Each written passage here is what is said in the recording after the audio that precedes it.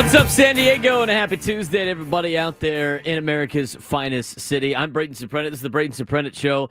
It's always tough coming off of a Padres off day, trying to find stuff to do on a Monday night when you don't have too many Monday nights, where you don't get to watch Padres baseball. Usually have to do that on Thursdays. This week we have 2 days of Padres off days. Yesterday and then coming up again on Thursday before the Padres head on out to Pittsburgh for a 3-game series. In between, a 2-game series against the San Francisco Giants, who come in red hot in the National League West in a very difficult and tough National League West this year.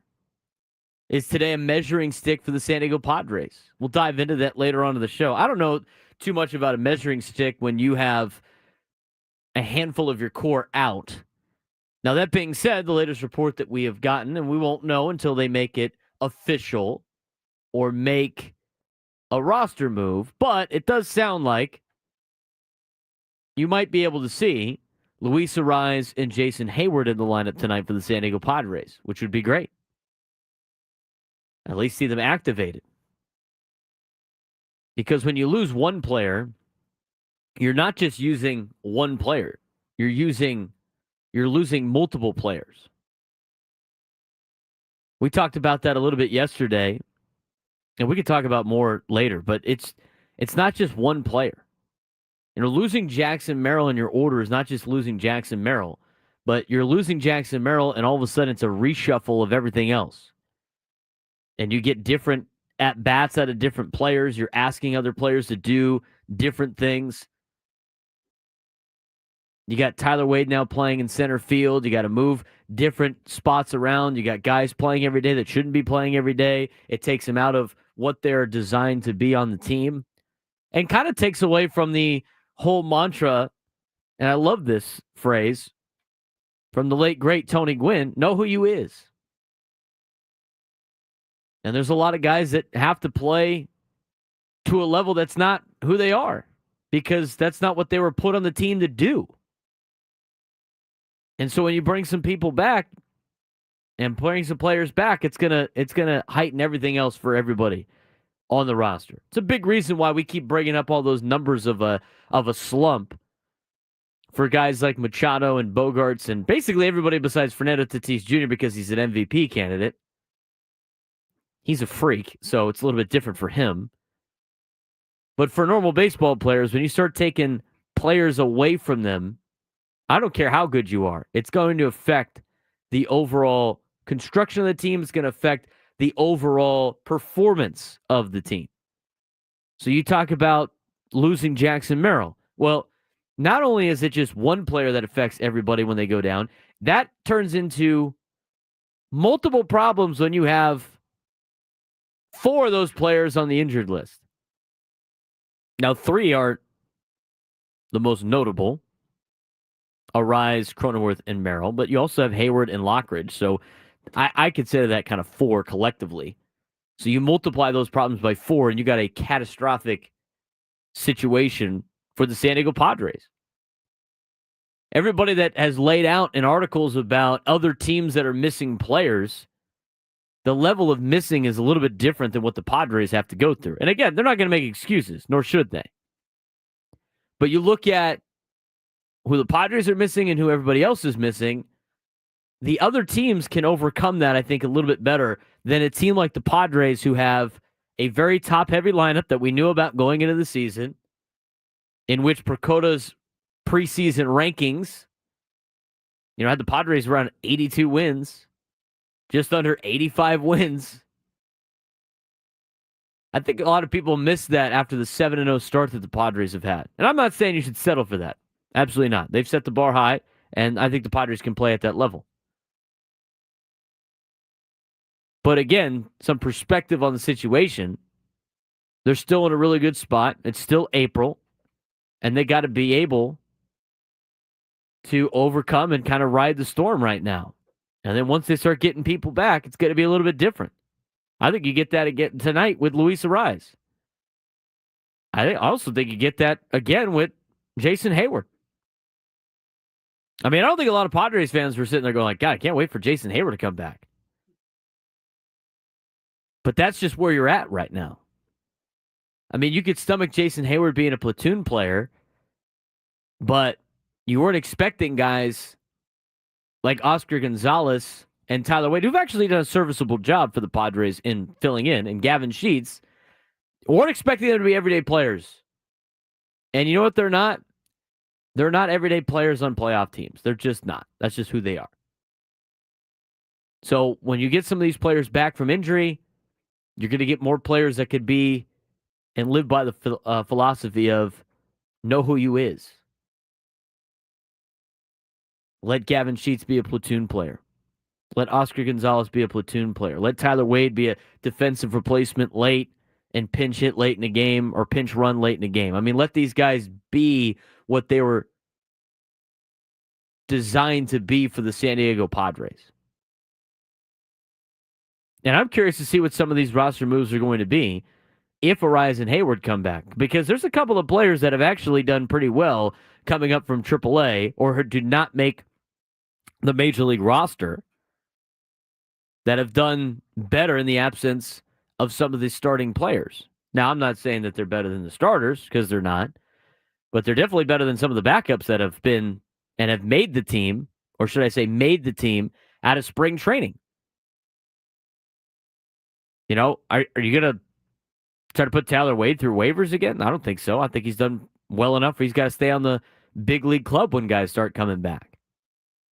I think you can say the same thing about Oscar Gonzalez. Have we seen the final game of Yuli Gurriel in a Padres uniform with the Rise and or Hayward coming back, or even both? My guess would be it's probably going to be Gurriel or Nellis getting taken off the big league roster. But you never know. You never know. But you look at the way the Padres are right now, again, they're in a good spot. It's a very competitive division. But as we will talk about later on in the show, when you look at the division of the National League West, and it is chaos. I mean, last night, the Dodgers had to go to extra innings to take down the Miami Marlins. They went from an unbeatable team in the beginning of the year, or before the season started, because we're still at the beginning of the year, to a very beatable team.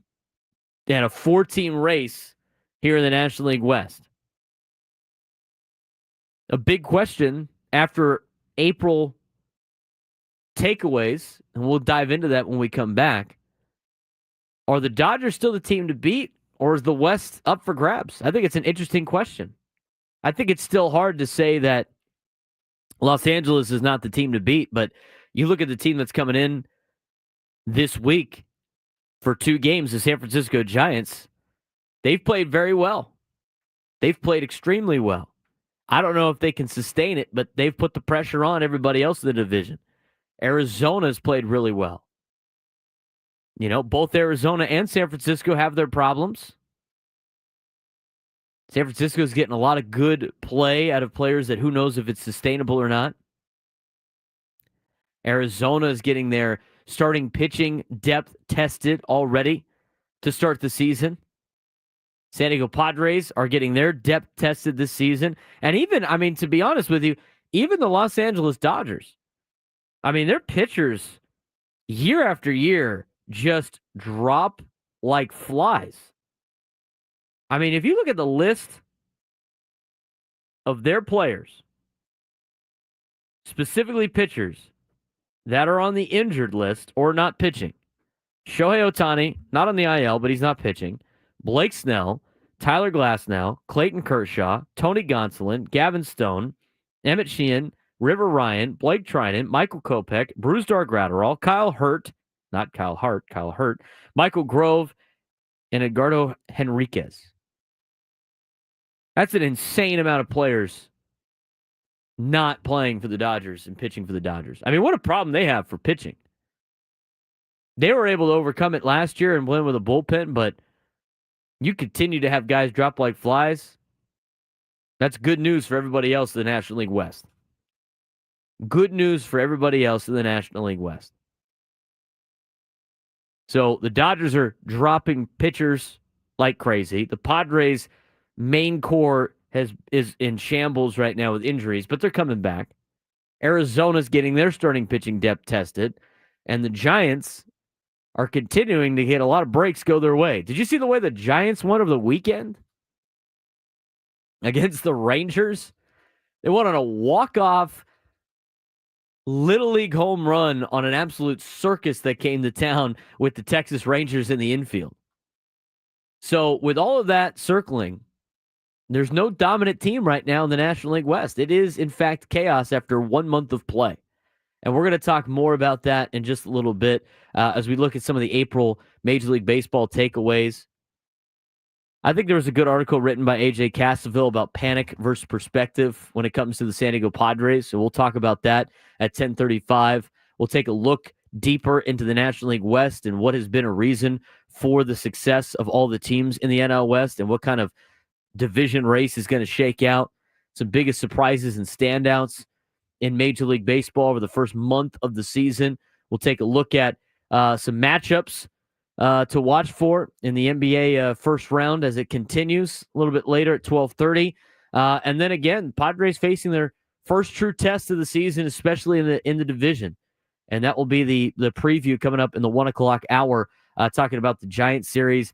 And then some, might dabble in some little Aztec football. There's some news with the Aztecs as well. Want to get your phone calls also, 833-288-0973, 833-288-0973.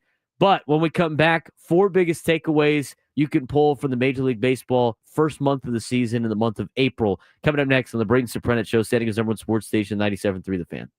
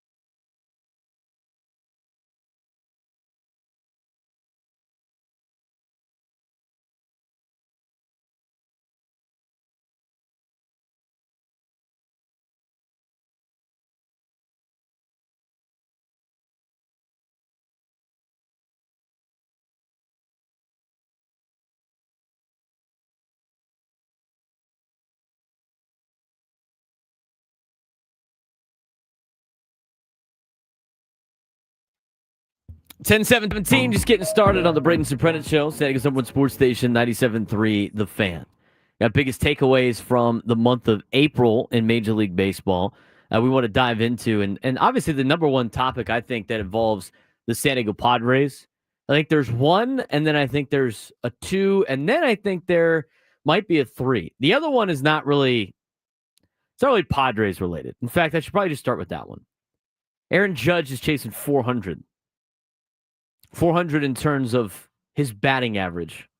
He's been off to a great start. He's been putting up, as mentioned before, Bonzian numbers, which I guess you could potentially change to Judgian numbers. He's been a one-man wrecking crew for the New York Yankees. 2.5 WAR already. He's batting .405 through the first 29 games of the Yankees season. The question that was posed after the April takeaway from Aaron Judge is 400. Is this sustainable for the entire season for Aaron Judge, or is just another hot April that fades by summer? It's so hard to hit 400. I mean, we've had close instances. Obviously, Tony in the strike year probably would have done it. I think everybody knows he would have done it. I'm pretty sure Tony Jr.'s even might have mentioned that at some point in time. But you look at Aaron Judge chasing 400. I just think early in the season, I mean, with the amount of times that Luis Arraez has flirted with that early in the season, I find it almost an insurmountable goal. So he's hitting 405 to start the year. I can't imagine Aaron Judge continuing that throughout the entire season. But you've seen some of his starts that he has gotten off to. He's gotten off to hot starts in the past. I mean, you look at some of the averages that he's had. Last year was a rough start for Aaron Judge. But he's flirted with it before. I don't think it's sustainable. If I had to pick anybody in Major League Baseball to potentially get to 400, it might be Luis Arraez in general. But with the start that he has had, not really. So I'm not really taking that away. The biggest takeaway, I think, with the New York Yankees is Aaron Judge is carrying that organization right now with what he's been able to do. 405 average, a 496 on base, a 703 slug for an 1199 OPS, and a 241 OPS plus. It's pretty remarkable, especially for a guy that size that battled injuries early on. Since signing the contract has been pretty much lights out for the New York Yankees. And he was one of those players that signed a deal around age 30, like we talked about yesterday. There's a couple of deals, obviously, when you sign guys at age 30 that have worked out. I think Aaron Judge right now is working out, and I think Manny Machado right now is working out. I mean, you've gotten everything that you would expect to get more out of Manny Machado in his contract that he signed with the San Diego Padres that late into his baseball career, and really in his age. And the way that Manny takes care of himself and doesn't overdo it a lot, and he posts every day, that's a home run of a contract for the Padres, at least right now. Now, at least the first one. That extension where he threatened to opt out and he didn't end up opting out, that I think the extension years will remain to be seen. You know, because his contract goes up fast in the next handful of years. He's not making a lot of money this year. He's taking a pay cut before he makes really good money in the later portion of that contract. But some of these, you know, you can hit on a couple of these big-time contracts. That leads into the third least important April MLB takeaway, at least according to what I would consider Padres fans. Devin Williams has struggled for the New York Yankees, but he's not the only closer that has struggled in Major League Baseball. Now, Robert Suarez has been great. It's been a lot better than he was at the end of the season last year. And how this applies to Robert Suarez is at the end of the year with his contract, because he can opt out at the end of the season and is probably going to want really big money. But some of the elite closers in baseball right now are not doing that great. Emmanuel Clase is one of them. The other one's Devin Williams, who has now been demoted as the closer of the New York Yankees. Elite closers faltering? Is it panic or just early season jitters? Does this show why teams should avoid paying for closers. I think it asks a very interesting question, especially with the Padres probably going to have to make a decision on Robert Suarez coming up at the end of the year. Robert Suarez has an opt-out, and if he doesn't take the opt-out, again, he's very affordable as of right now for the San Diego Padres. His contract right now, he's getting $10 million this year, and it goes to $8 million and $8 million. He is out pitching $8 million a year and will probably opt out at the end of the season, which I think a lot of people were expecting. But is he a luxury that you want to extend at the end of the season?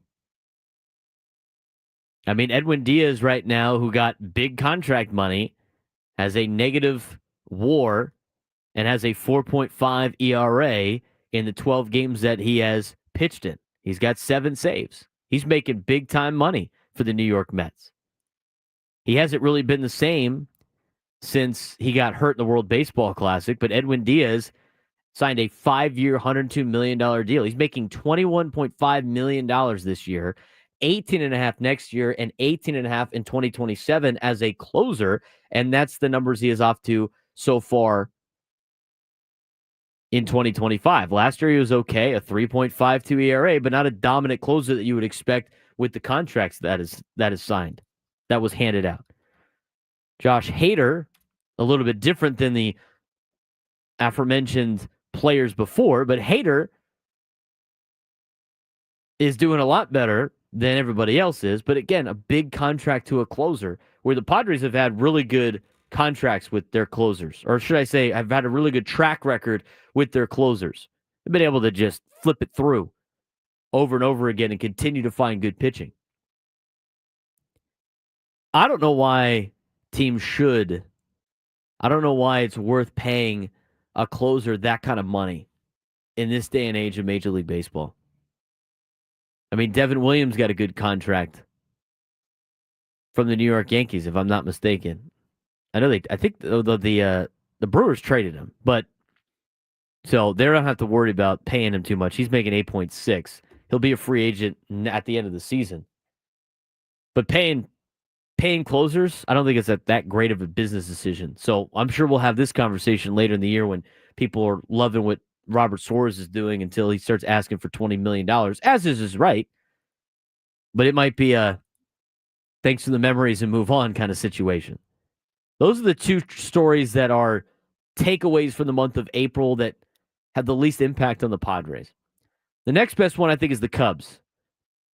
And what makes this a little bit more of an impact for the Padres and Padres fans is you're going to have to deal with the Cubs again later in the season in October because they're going to be standing in your way of a National League pennant.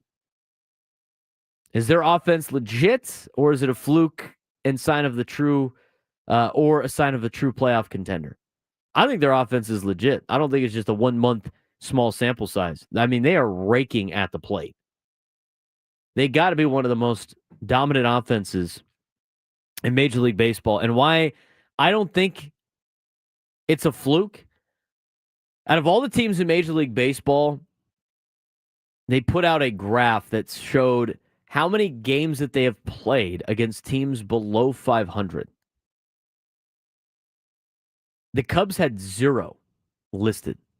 They haven't played a single team as of right now below 500.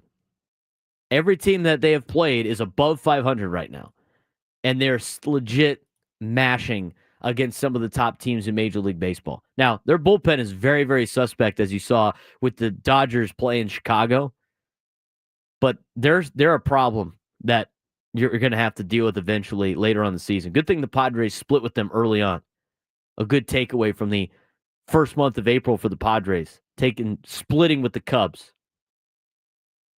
Last biggest takeaway, again, the NL West chaos. This is the most important thing for the San Diego Padres. Dodgers went from unbeatable to very beatable. I think that's very true. And maybe it's because of the hype that we put into it. Maybe it's because of the hype of the LA Dodgers and everything they did during the offseason and, the way that they finished the season last year. I think a lot of people emotionally started to panic. I mean, I look at their roster on paper. I said it. I mean, this looked like one of the best teams ever assembled. But man, do they look very beatable right now. Don't have to worry about them for a couple of months. But is it time for the Padres to panic, Padres fans, or is it perspective? AJ Casville wrote a pretty good article on this. We're going to take a deeper dive on the Padres skid when we come back on the Braden Surprenant Show, San Diego's #1 sports station, 97.3 The Fan.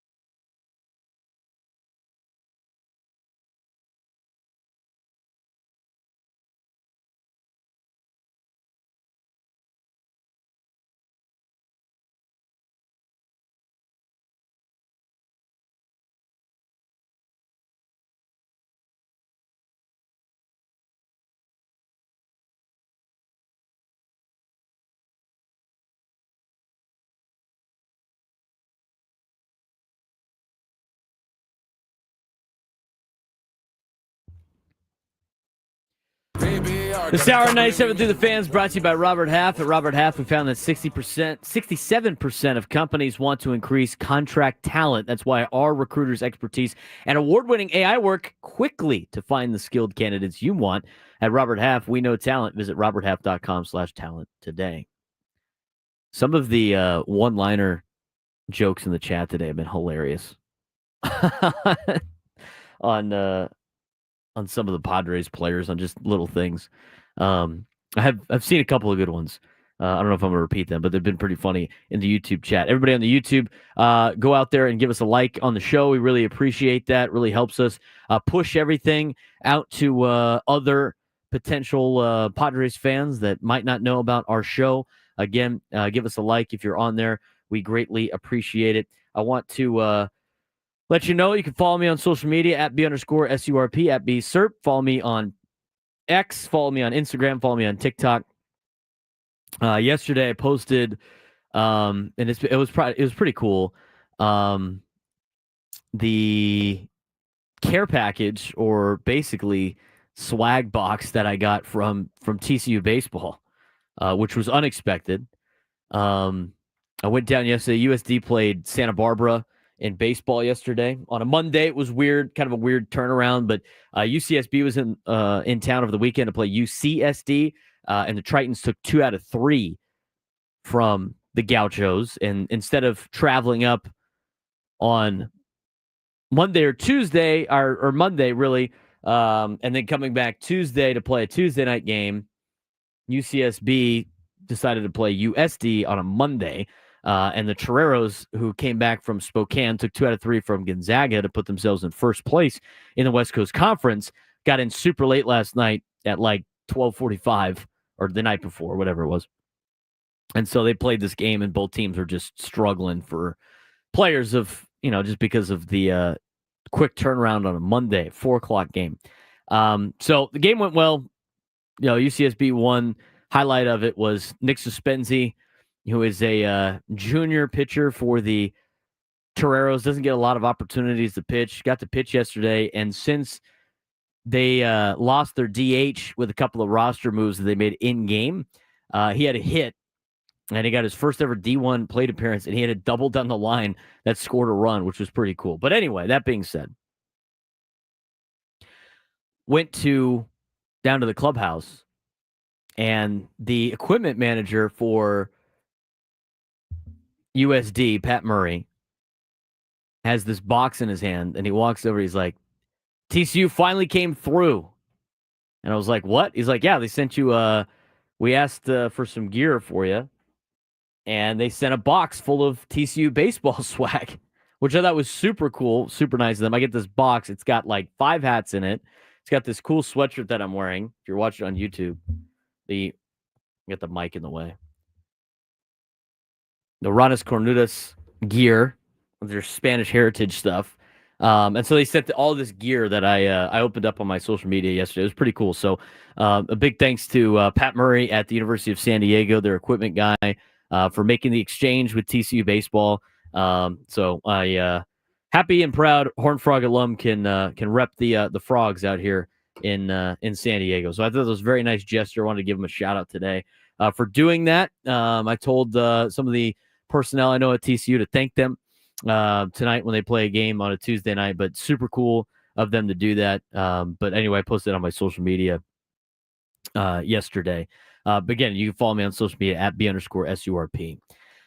Panic or perspective? San Diego Padres skid. Padres have lost 3 straight series, all to American League teams, by the way. And I don't think the American League's very good. I mean, all 3 teams in the American League, there's solid teams in the American League that the Padres lost to, but in general, the American League is not as good as the National League, so very surprising, to say the least. But the Padres have lost 3 straight series and were just swept at home by Tampa Bay. Injuries are piling up, and while it's still early, questions are starting to swirl. Question number 1 in the San Diego Padres during the skid: the depth problem is real. Is it real? I think it is. You look at some of the numbers that have been put out in the bench and backup plans, and they're really just not cutting it. Really just not cutting it. This is pointed out in the letters to AJ Substack. I'm going to get the exact quote. Dredging for solutions in the minors turned up nothing, which is a description of your depth.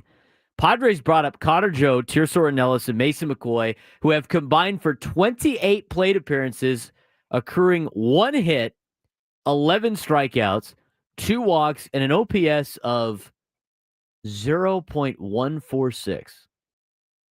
A 146 OPS. I didn't know that was possible. It's your on-base percentage plus slugging is a 146 combined from Connor Joe, Tirso Ornelas, and Mason McCoy. Look, the superstars got to play, and we've mentioned that with Xander and Manny and Fernando. Fernando's done it. But, I mean, to account for, like, those players as well, I mean, you're asking for just a ridiculous amount of production out of 3 players.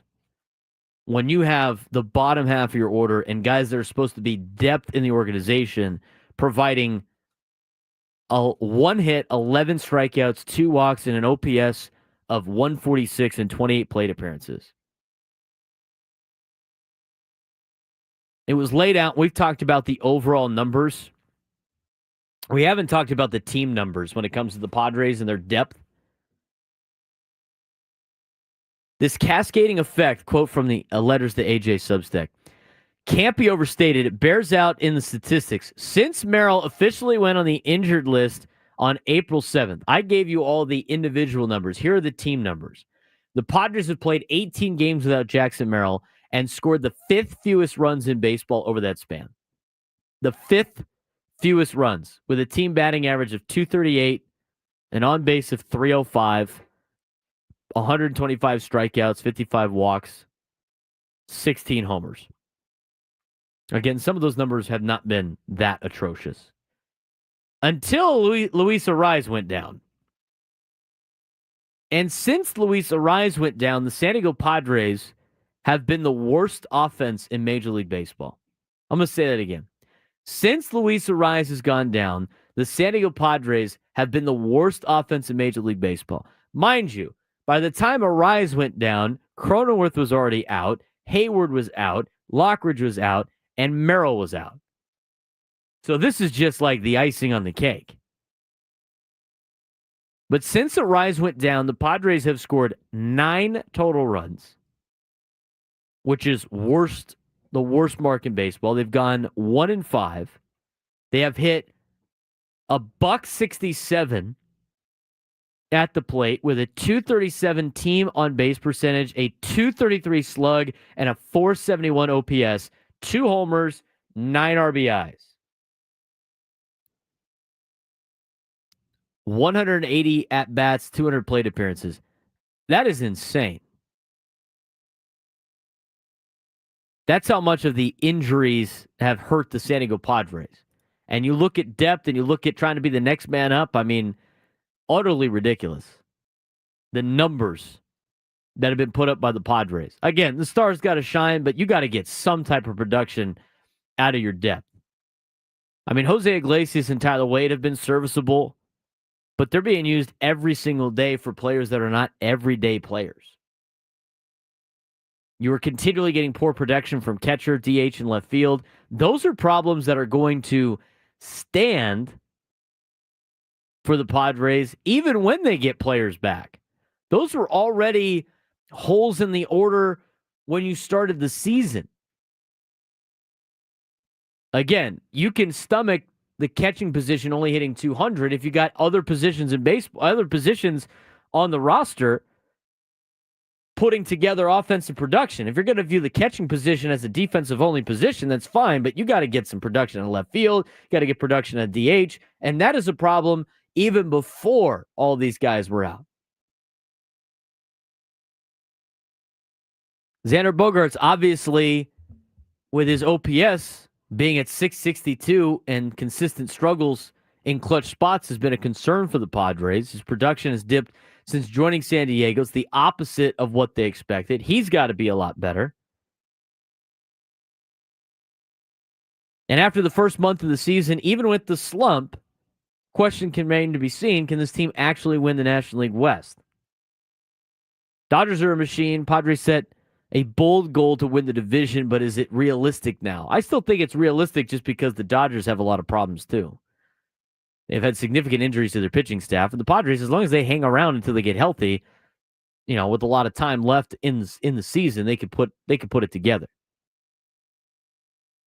I mean, amongst this kind of drought, should the Padres pivot their focus from division to the wild card? I mean, they're already in a good spot. That's why the 7-game winning streak to start the season was so important for the Padres, because it gives you some cushion when you run into problems like this.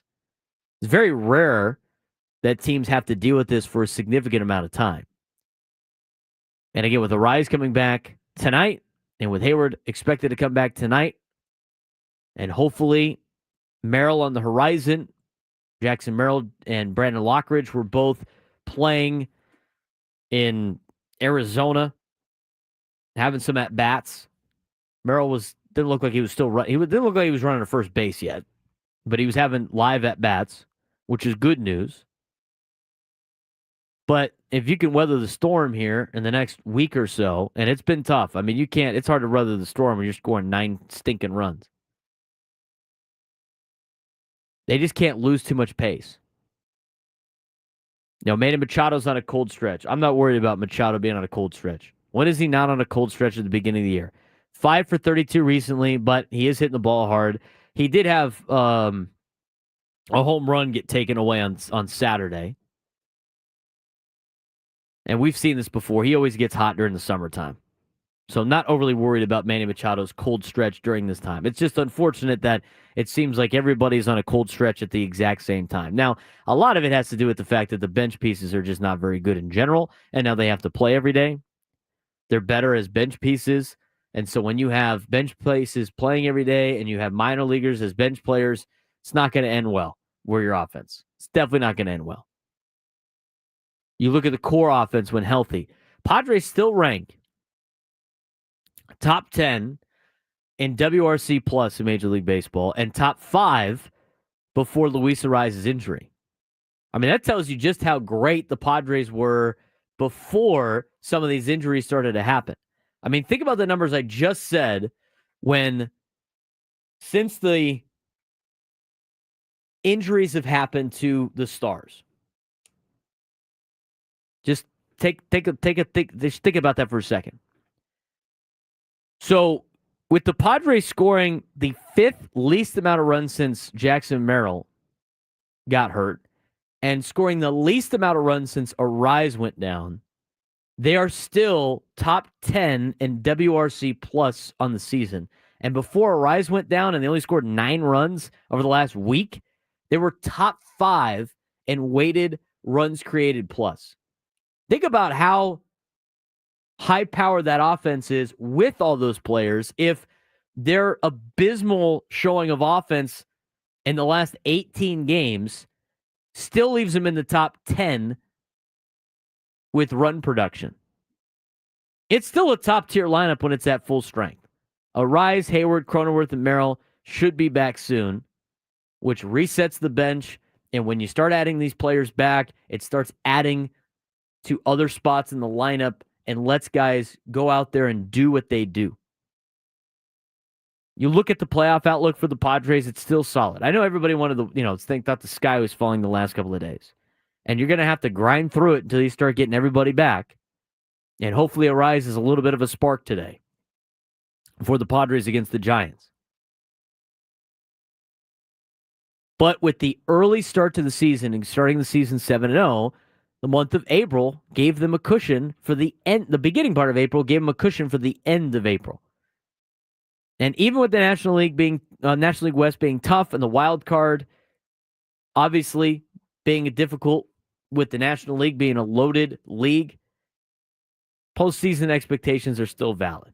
They're not going to run this lineup that you saw over the weekend out every single day for the rest of the season. If they do, they're going to have some serious problems. We'll talk about that and cross that bridge when it gets here. But until that point, they still have a good playoff outlook. It's still solid. So you look overall at the National League West and some of the chaos in the National League West. Again, despite the Padres not having that great of a last couple of weeks, they're still right in the thick of things when it comes to the overall standings in the National League West, the overall standings in the National League, and the overall standings in Major League Baseball. I mean, today they sit a game and a half out behind the Giants and the Dodgers, who are tied for first place. You weather the storm a little bit. You got two of probably your two best pitchers in the rotation going in this series against the Giants, with Nick Pivetta tonight and Michael King tomorrow. You're in a pretty good spot moving forward. Now, you got to be able to score some runs. And I think with the addition of Luis Arraez, you're going to be in a even better spot. We'll talk more about the National League West in just a little bit, coming up and then start the next hour or so. 833-288-0973, 833-288-0973. If you want to call in today, talk a little Padres baseball. Made it through an entire hour without talking about Xander Bogaerts. It's fantastic. Fantastic. I'm glad. I'm proud of you guys. Move on to some other things. That's because he didn't play last night. But like I said before, in the first month of the year, overall takeaway, San Diego Padres lineup is legit when it's full strength. San Diego's Padres got a serious problem in the depth. But even with that, I mean, there's still some bright spots with Iglesias and Wade and Oscar Gonzalez. I think all those players are going to add production for the Padres as the season continues, especially from a bench perspective. But you just can't have those guys every single day. Your catching situation's one thing, but I mean, you got to start. I would imagine AJ Preller's starting to look on the trade market for potential additions to the Padres, especially in left field. Because that was a problem before the Padres started getting banged up. And even with Oscar Gonzalez playing well, to an extent, and being very serviceable, it's not well enough for him to be an everyday left fielder. And I don't think Jason Hayward can play left field every single day either. And that wasn't what he was brought in here to do. It'd be nice to get more production out of Connor Joe. He hasn't had a lot of opportunities. He hasn't necessarily earned a lot of opportunities either. But if they can get one of those guys going, then all of a sudden you wouldn't have to worry about maybe a big addition at the trade deadline. But the Padres at this point could use some more production out of the catching position and can use more production in left field. I'm more concerned about left field and DH, though, than I am about the catching situation. And that's just because they have said that catcher is going to be a defensive position for the Padres. And if that's the case, then it is what it is. But at this point, I think everything's fine for the Padres. It's fine. The Padres are all right. It's not the end of the world. Again, over the weekend, I think a lot of people thought that was the case just because of they got swept by the Tampa Bay Rays. But you got to be able to flip it and get ready for tonight against the Giants. Good opportunity against the Giants tonight. Is it a measuring stick? I don't necessarily know it is. I think it's hard to determine this being a measuring stick for the Padres. Now, it's the first time that they play one of the three teams in the National League West that are actually going to be competing for a division. I mean, the Colorado Rockies might be one of the worst teams we will ever see in Major League Baseball. They are 4-24. And Wood said it earlier on the Ben and Wood show about how it's like the worst start to a season in the National League history. 4-24. I mean, I feel bad. I mean, you feel bad for those teams. You can't feel bad for anybody, because the Padres got to go there in a couple of weeks to go play Colorado, and you don't want to feel bad and then, lose your ass in Denver to a miserable Rockies team. But they're not even close to competing with anybody in baseball. I mean, talk about the Braves getting right at the right time. Only 2 games under 500 now. They've weathered the storm. Things could be a lot worse, Padres fans. They have weathered the storm and getting some players back. But to go back to the National League West, we're going to take a deeper dive into the NL West of, who's a legit threat to the division, how everybody has gotten to the spot that they're at. And again, Dodgers, Giants, Padres, and Diamondbacks are all within 3.5 games of the lead here in the month of April.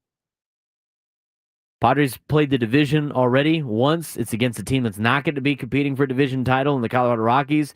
They will be getting their first opportunity to take on a team like the Giants. And honestly, I think it's a good showing to see if we think the Giants are good or not.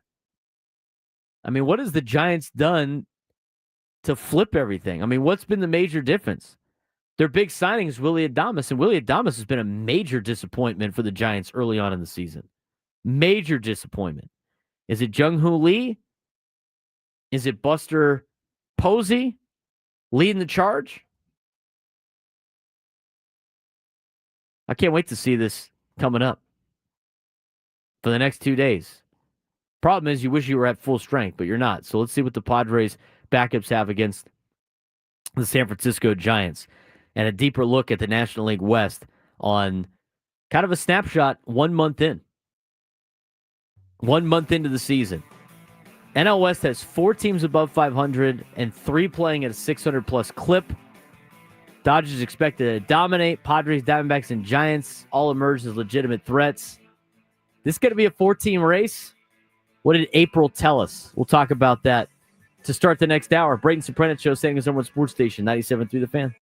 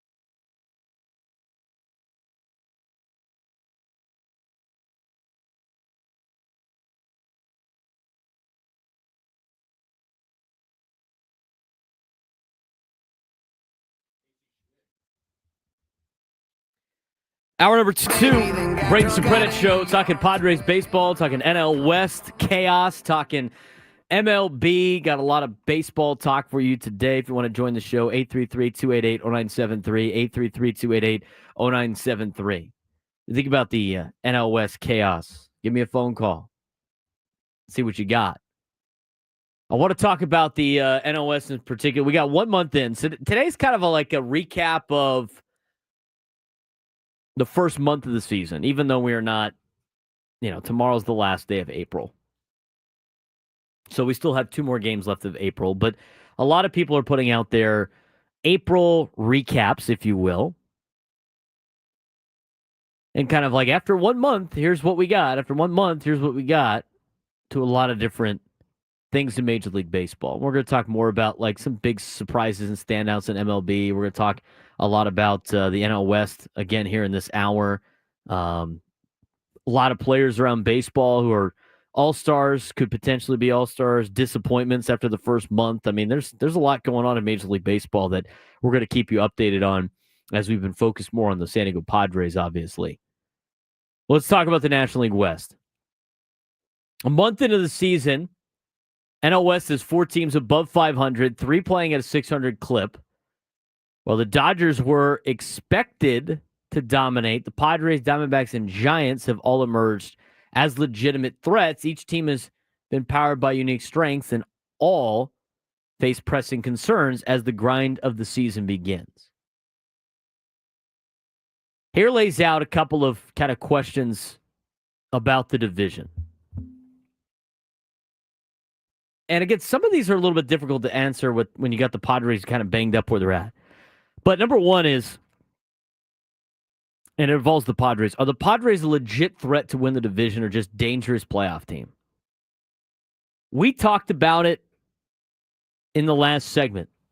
I think you have to view this from a full strength perspective and not a current perspective of the Padres, because you're going to be getting these guys back. And you should be getting some guys back already today with Luis Arias and Jason Hayward. And hopefully you got Jackson Merrill not too far behind them, and Jay Cronenworth not too far behind him. Positive reason for the Padres being a legit threat to win the division. They're elite pitching. 7 shutouts in 24 games.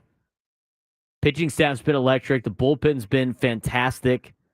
They arguably have one of the best pitching staffs in Major League Baseball. Their pitching has stayed healthy. Knock on wood. But the only thing for the Padres that has been healthy is the starting pitching in the bullpen. And a couple of injuries in the bullpen arms, but you should be getting some guys back as the season progresses in the bullpen. And I'm excited to watch David Morgan pitch. Kid throws over 100 miles an hour. Just add that arm to the pen. But 7 shutouts in 24 games. MVP level Tatis, despite key lineup injuries. I mean, Tatis still playing and carrying the ball club right now. While everybody's slumping, he's still playing at a high level. Now, if the injury pileup continues and you see this depth get tested, Padres are not a legit threat to win the division. But at full strength, the fact that they were top 5 in weighted runs created plus in Major League Baseball, and after the injuries and the lousy play and scoring the least amount of runs in baseball since Arise went down, and they're still in the top 10, shows you everything you need to know about the offense this team is when they're at full strength, on top of the fact that their pitching staff's great, and the Dodgers have been from unbeatable to very much beatable. So does the elite level, or should I say the full squad version of the Padres, have staying power, or are they a high variance October team? I think they got staying power. I think we saw that in the first couple of weeks. I think it'd be a lot different if they had came back down to earth at full strength than what they are doing right now. Right now is a lot of injuries, a lot of guys playing spots that shouldn't be playing spots. I mean, how many of you look at the lineup that they put out Sunday? How many of you in March thought that was going to be a lineup for the Padres at all during the season? Probably not a lot of you. So the full strength version of the Padres, I think they're a legit threat to win the division. not just a dangerous playoff team. But again, it's only 1 month into the season, and they got to get healthy. And as soon as they get healthy, you can start seeing this team and hopefully get back to their winning ways and playing at a high level. Which leads to question number 2, because it was mentioned in question number 1 in terms of a pro for the Padres being a legit threat to win the division, and that is Fernando Tatis Jr. putting together a real MVP campaign. I think he is. We've talked about this a lot. He's cut down his strikeouts. He's upped his walk rate. He's added elite defense in right field. I mean, the play he made on Sunday was incredible on the fly ball to right. Guns, the would-be Tampa Bay Ray, tagging up at third base for a sick DP to get the offense back out there. Now, I don't know how much he can carry an injured offense and continue to deliver highlight reel plays, but you know what? MVPs kind of do that, and so far he's been doing that. It's a lot asked of the young 26-year-old phenom player for the Padres. Can't be the only guy producing for a Padres lineup. It gets frustrating after a while. But he's done a great job so far doing so. Is this the best version of Tatis we've ever seen? And can he sustain it over 162? If he stays healthy, I think he can sustain this level of play over 162. That's been the biggest problem for Fernando, is he hasn't been able to play a full 162-game season, or at least play the majority of the season. He's not going to post every single day. And so far, he's played in every game but one. I think you are on the cusp of seeing the best version of Fernando that we have ever seen. I don't think you're there yet. I think you're having a little bit of a setback right now with the way the roster is, but this might be the best version of Tatis we've ever seen. We're close to it. And if he's playing at an MVP level and you're getting the elite pitching that you're getting out of your starting rotation, at least with a couple of the heavy hitters, and they're not even at full strength yet, and out of the bullpen, that's good enough. That's a threat to win the division, and that's a threat to do some serious damage in October. Now, in terms of who you got to get through in the division, the top team that you have to deal with is the Los Angeles Dodgers. We talked about that. How worried should the Dodgers be about their rotation health? I think they should be worried. I mean, how many years in a row has it been that the Dodgers' arms continue to just fall apart? They should be worried. Ohtani, Kershaw, May, and Gonsolin all recovering from injuries. I already went through their entire group of players, specifically pitchers, that are on the injured list. I have to pull up the tweet again. Here's everybody that's on the injured list or not pitching for the Dodgers currently. Shohei Ohtani, not on the injured list, but he's not pitching. Blake Snell, injured list. Tyler Glasnow, injured list. Clayton Kershaw, Tony Gonsolin, injured list. Gavin Stone, Emmett Sheehan, River Ryan, Blake Trinan, Michael Kopech, Brusdar Graterol, Kyle Hurt, Michael Grove, Edgardo Henriquez, all on the injured list. Did you see how they blew a huge lead to the Marlins last night? It was their pitching staff. They gave up a grand slam late in the game to one of the lowest paid organizations in baseball, the Miami Marlins. They went toe-to-toe with the Marlins last night. I mean, how many times are the Dodgers going to continue to just have their arms blow out left and right before you even start seeing maybe some changes over there? Hey, I don't want anybody to get hurt. I like beating teams at full strength. I'm not rooting for injuries, but if you're the Padres, Diamondbacks, and Giants, I'm just like, thanks. Another year where they're just decimated by starting pitching injuries. That's where you can make up ground. I thought last year the Dodgers, their bullpen pitched out of their mind last year, and to be able to win a World Series with just two starting pitchers is utterly insane. And they've continued to win, but their rotation is built on fragile arms. Even the guys that are healthy right now do not have a good track record when it comes to staying healthy. Do they have enough depth to weather injuries again in October? Or is this deja vu all over again? I don't know if they do or not. They've proven that they can continue to flip arms left and right. But I mean, even with the number, there's just the sheer amounts of arms that are beat up. It's putting a big tax on your bullpen, and we saw that with the Padres in 2019. It's going to continue to be an issue for the Los Angeles Dodgers. And that, to me, has opened the door for the Giants, the Padres, and the Diamondbacks to make this a 4-team race. That's about half of the questions asked of the National League West. We're going to continue with a little bit more. We're going to talk a little bit about the Diamondbacks, Giants, a couple surprise standouts, and whether or not the National League West officially is the toughest division in baseball. I think it is. I'll lay out exactly why it is when we come back. I also want to get to your phone calls. Kevin, Hugo, and Fabian, please stay on hold. We're going to get to you as soon as we come back, as we continue talking about the National League West. And after 1 month of play, this is, I'm telling you guys, you just got to weather the storm. It's going to be a fun slugfest between all of these teams. And you're going to get a taste of it coming up tonight. Because so far, these 4 teams in particular haven't played each other yet, with the exception of game 1 tonight, Padres and Giants. It's almost like a division within a division if you take the Rockies out. 833-288-0973, 833-288-0973. National League West slugfest. We'll talk more about that when we come back on the Braden Surprenant Show. Standing as number one sports station, 97.3 The Fan. Hugo, Fabian.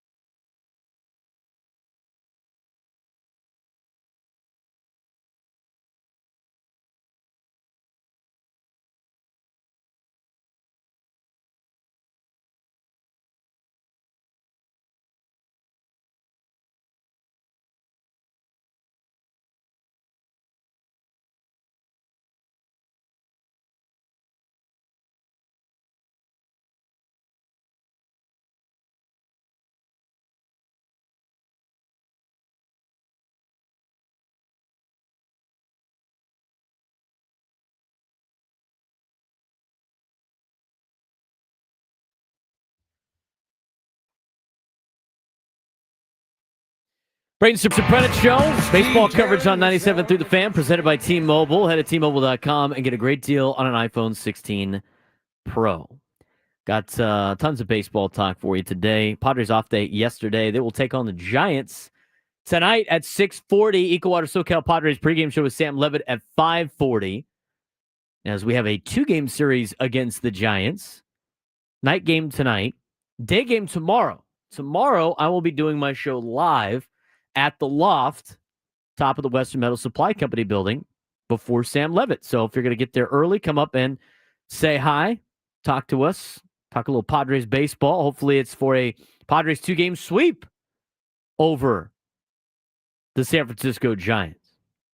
We'll see what the Padres have in store against San Francisco tonight. We'll get a full preview of the Giants coming up at 1 o'clock. Want to get to your phone calls, though, 833-288-0973, 833-288-0973. Hugo in the South Bay. You're on the Braden Surprenant Show. Hugo, what's up, man?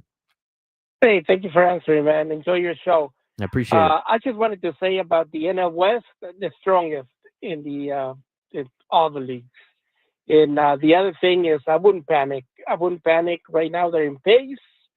I was doing the numbers this year, last year, the year before. You win 15 to 17 a month. You're in pace to make the playoffs. So I wouldn't panic at all. Absolutely, Hugo. I agree with you, man. Appreciate the phone call. Got to keep the pace. It's a marathon, not a sprint. I don't know how many times we've had to say that cliche in Major League Baseball. Again, if they're at full strength right now and struggling, it would be a little bit different of a narrative. It'd be a little bit more of a panic, like, what's going on? There's no easy fix to this. They have some built-in excuses. They're not going to take the excuses. Good for them. But as fans, you got to look at things from a wide zone and be like, okay, well, they're missing 3 to 4 of their core players here.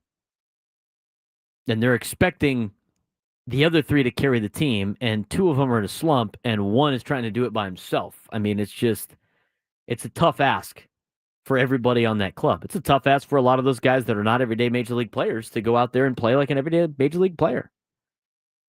833-288-0973, 833-288-0973. Fabian in San Diego, you're on the Braden Surprenant Show. What's going on, man? Hey, brother, first-time caller. Thanks for picking me up. Well, I appreciate the phone call, dude. Hopefully you can make this a more common occurrence, huh? I'd love to, man. I just want to put in the recent kind of events with the Padres into perspective here. You know, this is honestly really exciting. You know, the Padres have kind of become a playoff or bust team. And I think that our current, I guess, demeanor towards the team with how things have kind of been going is a really good sign of how people are starting to view the Padres, but also kind of the boost that we put in our own team. I think that's really cool how, you know, when we're not doing so well, everyone's like, hey, man, like, we got to, you know, these things are not working. We got to start, you know, putting some effort into places. You know, we got to fix this depth issue. We got to, you know, obviously everyone's talking a lot about Xander Bogaerts and such. But I mean, you know, I just want to kind of change the perspective on this. You know, this kind of, these slumps, you know, are good for us to kind of reevaluate. And it's a good indication of this amazing fan base that, you know, we're all kind of a part of. I think it's really cool to kind of see the perspective shift like that. I think you bring up a good point, Fabian. I appreciate the phone call. It's a good first phone call for you there. Like that. It is. It's good. It's good perspective. And here's where I'm going to run with this. You go back like 5 or 6 years, even just 5 or 6 years. Nobody cares. I mean, it's just not like the Padres are just not on a lot of people's radar. You go back even further to when the Chargers are in town. I mean, we talk about last week, right? The NFL draft's going on. They'd be getting zero coverage right now. The Padres, almost zero coverage. You're telling me the Padres with the Chargers in town in a slump and missing a bunch of players in April. Nobody's freaking out. They're not under a magnifying glass. It's just like, hey, well, who are the Chargers going to pick? Who are they going to draft? How's this going to help out the depth? I mean, salary cap. What do we still got to do in terms of offseason moves? Can we sign these draft picks? I mean, that's what the narrative would have been. That's what it would continue to be if they were in town. It's just a different perspective. Growing up, I mean, nobody was talking Padres baseball. Nobody was wearing Padres gear. And now it's just a huge flip. So even though it's like, hey, we gotta be somewhere in the middle. Can't emotionally overreact either way. Try to keep people from jumping off the ledge. But you look at the perspective, at least this shows the passion and people really caring about the ball club. Really caring about the ball club. It's cool to see. I mean, there's a lot of people that were football-only people that are now die hard in Padres baseball.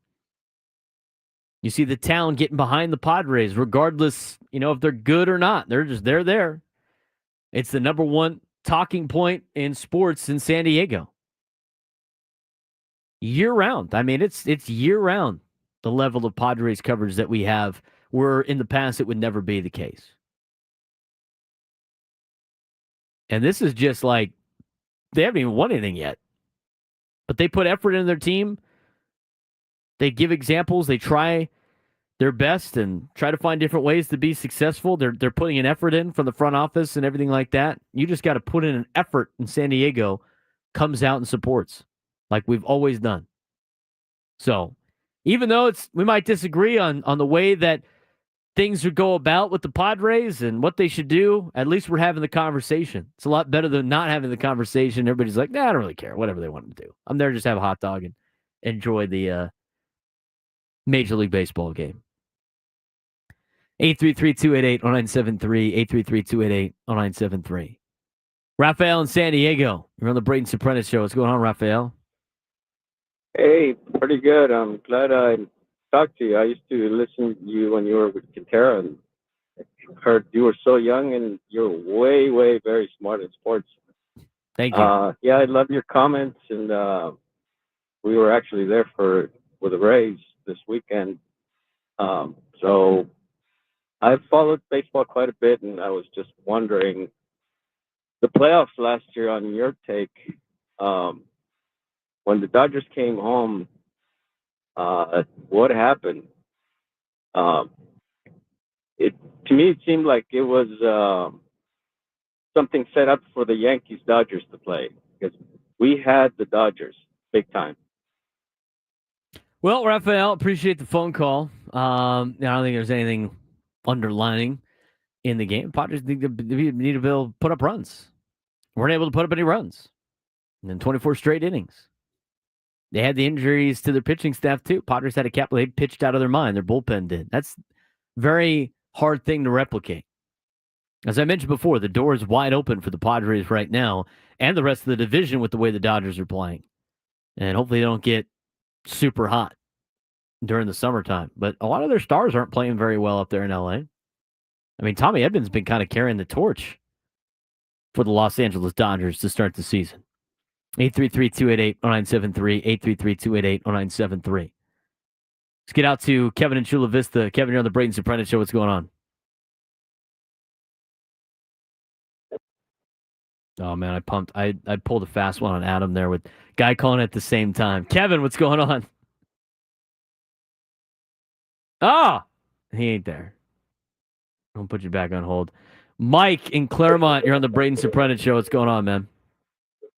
Yeah, well, I'll tell you what, my comment here, Braden, is about the batting order. Back in the day, I'm a little elderly, shall we say. So back in the day, it was common thought in baseball that the best batter, the best hitter on the table would be in the number 3 hole in the batting order. And so having said that, what about putting Tatis, Fernando in the number 3 spot, and then after him, Manny and whoever after that. But put Fernando in the 3 spot. What do you think of that? Well, Mike, I appreciate the phone call. A little bit of change in philosophy. I mean, that was the older kind of version of Major League Baseball and batting your best player third. I mean, for a long time before that, it was batting your best player cleanup and everything like that. So, but now in this day and age of baseball, Mike, you play your best hitter first. The traditional, speedy guy, leadoff, slap hitter, get on base, and then, a good overall hitter batting 2, and then you got your big big-time hitter batting 3, and then you got a power hitting batting 4. I mean, that's just not the way a lot of teams do things now, and the new strategy is having your best player bat leadoff because you want to have him up as many times as possible. And so Fernando batting leadoff is a huge production for the Padres. I love him batting leadoff. I wouldn't move him anywhere else. But I know where you're thinking. I mean, that's kind of how they traditionally made lineups for a long period of time. But right now, it's regardless of how fast you are, if you're a slap hitter, a power hitter, whoever's the best really player on the team, bats leadoff now because you want to get him up as many times as possible. Again, the first time through the order is like the only time that you have to really worry about certain situations. And then after that, baseball plays itself out where you might come up with nobody on. You might come up with multiple people on. I'm not moving him ever. I don't care if Tatis is cold. I'm not moving him out of the leadoff spot. 833-288-0973, 833-288-0973. Continue with your phone calls. We also got some talking points in the National League West, the chaos in the NL West. We'll talk more about that. The Diamondbacks quietly built for another deep run. And Jung-Hoo Lee be the Giants' breakout superstar. Plus, is the National League West officially the toughest division in baseball? We'll answer all those questions when we return on the Braden Surprenant Show on San Diego's #1 sports station, 97.3 The Fan.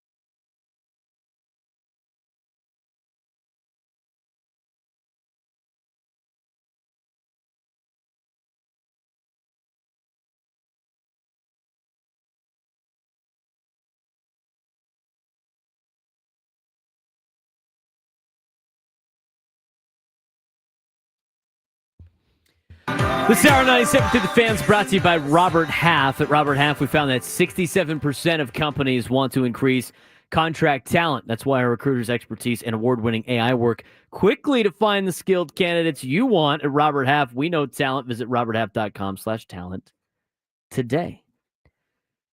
Taking your phone calls, talking about the NL West. See some people in the chat. Somebody goes, "How's the skid going, peeps?" It's going all right. Better than we thought.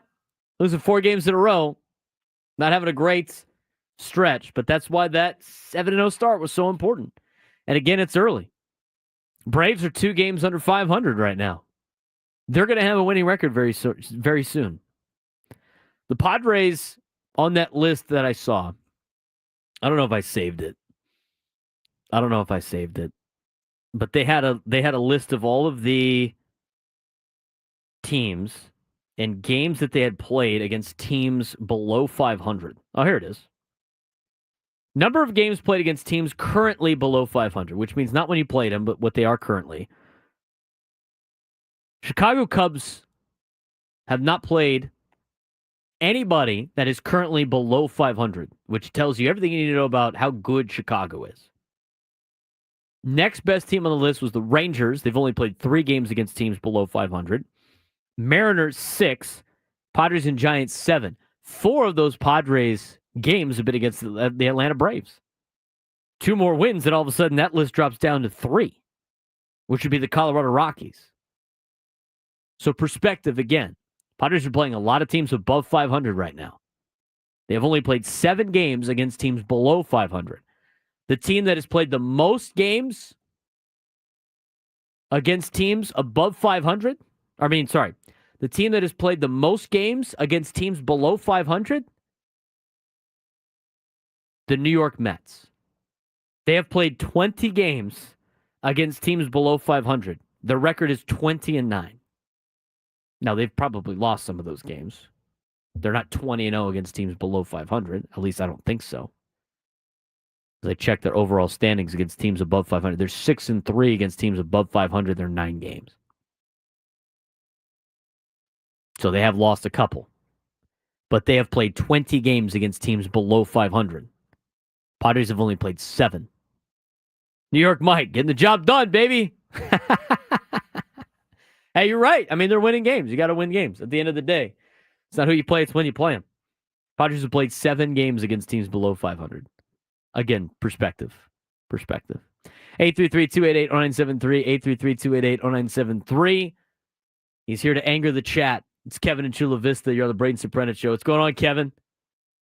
Yeah, sorry to lose you before, Braden. It's one of those technological things, I guess. So hopefully you can hear me now. I got you. As when somebody calls in and trying to put somebody on hold and somebody on the air at the same time, it's a tough task. I have to take responsibility for that because I definitely put Adam in a spot where he had to do both at the same. It's hard to do. So he did.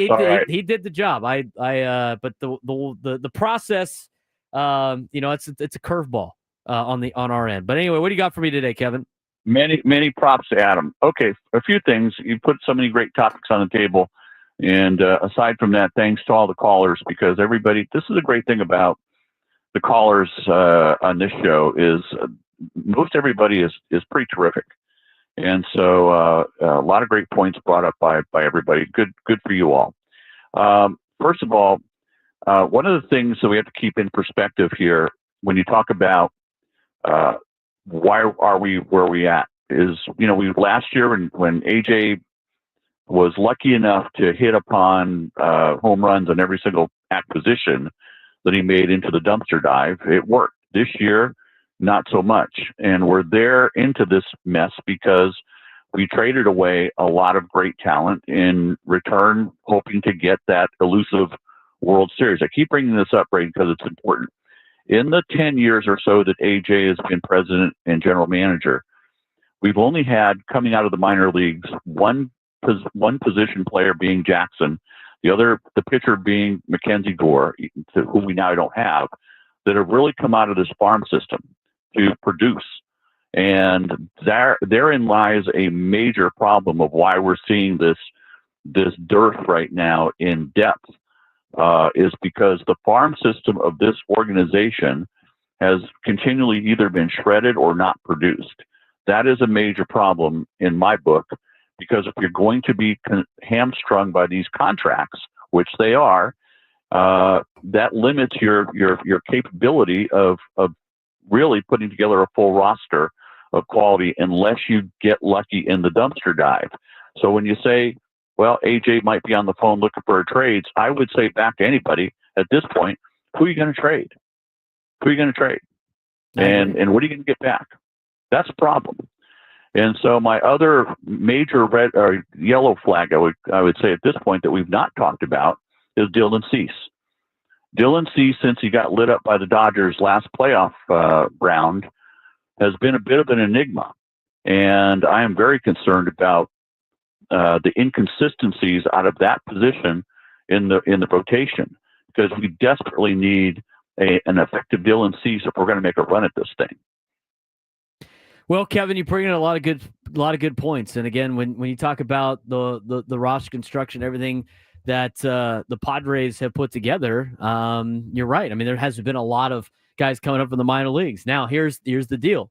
Got to see what happens with the Vries. Got to see what happens with Salas, and we'll see if there is we'll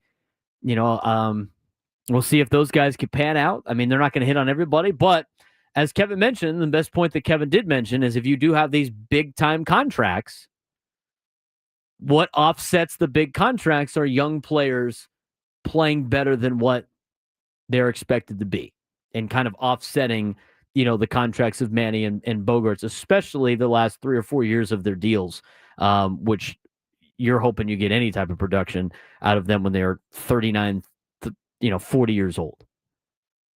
So I think he's got a good point there. But the way the hit on Jackson Merrill, and you know what? I mean, they're not going to have everybody coming up being a stud. The Padres don't have the resources to do that. But they've made, I think, good decisions. I mean, the decision to trade for Juan Soto, which I think was still a good one. I saw somebody, it's funny, in an article written by Dennis Lin in the Athletic, some of the comments, one guy was talking about how great the pitching staff was, but also how much he didn't like the Juan Soto trade, and they shouldn't have traded for him because, you would have had C.J. Abrams and James Wood to go with the great pitching staff of Michael King and Dylan. Come on, bro. Come on, dude. You have to give something up to get something in return. And the thing is, the decision was Jackson Merrill or C.J. Abrams for the Juan Soto trade. They were going to trade one of them,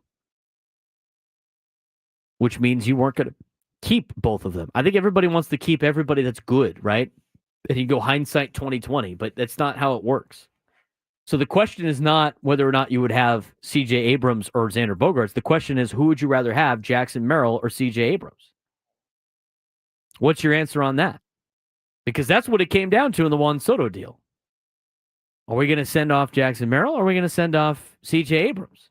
Who would you rather have right now? I would much rather have Jackson Merrill. It's not even a question. So I think everybody gets so caught up with trying to build and grab the best 9 players over a 8-year span. But the reality is you can't do that. It's not 1 for 1 on a lot of these situations. Somebody was like, well, if Xander Bogaerts wasn't signed, they wouldn't have traded away CJ. They still would have traded away CJ Abrams. That's why they stocked the farm system for all these big moves you guys like. Not going to keep everybody. Is that every deadline? What is all the fans saying? We got to go make a move. We got to go get this guy. Got to go get that guy. Well, you ain't trading away your 31st and 32nd best prospect for some of the best players in Major League Baseball. That's not going to fly. You have to give up something good, and you know that these guys aren't going to play with each other. They get backloaded. And I mean, look what Baltimore's doing right now. Baltimore's keeping on to all their guys. And what's happening? They have no pitching because they don't want to trade for it because they have all these outfielders that they love and they covet and they don't want them to go. But it's like, hey, look, you could only play 9 guys on the roster. And so with Jackson Merrill coming up as a shortstop and C.J. Abrams coming up as a shortstop and then Leo DeVries, as they signed, coming up as a shortstop, not all of them are going to play shortstop. And the Padres liked what they saw in Jackson Merrill more than what they saw in C.J. Abrams. That was the deal. So when people like to complain about the Juan Soto deal, which, by the way, has gotten you Michael King and Dylan Cease and Randy Vasquez and a year of Kyle Higashioka, and the fact that you were able to get Juan Soto for a National League Championship Series. And let me ask you this question. Did the Padres make the NLCS without Juan Soto when Fernando Tatis Jr. got shut down with PED use? I don't think they do. I don't think they do. Who gets you to the NLCS in 2022? James Wood, CJ Abrams, or Juan Soto? The answer is Juan Soto. And then you talk about the deal with, well, I wish we had James Woods right now. Well, you know what? I wish we had a lot of guys. You have to give something up to get something in return. You have to spend money to make money. And so, again, when you compare the Juan Soto trade, this is not what Kevin was saying, but I do see it in the chat a lot.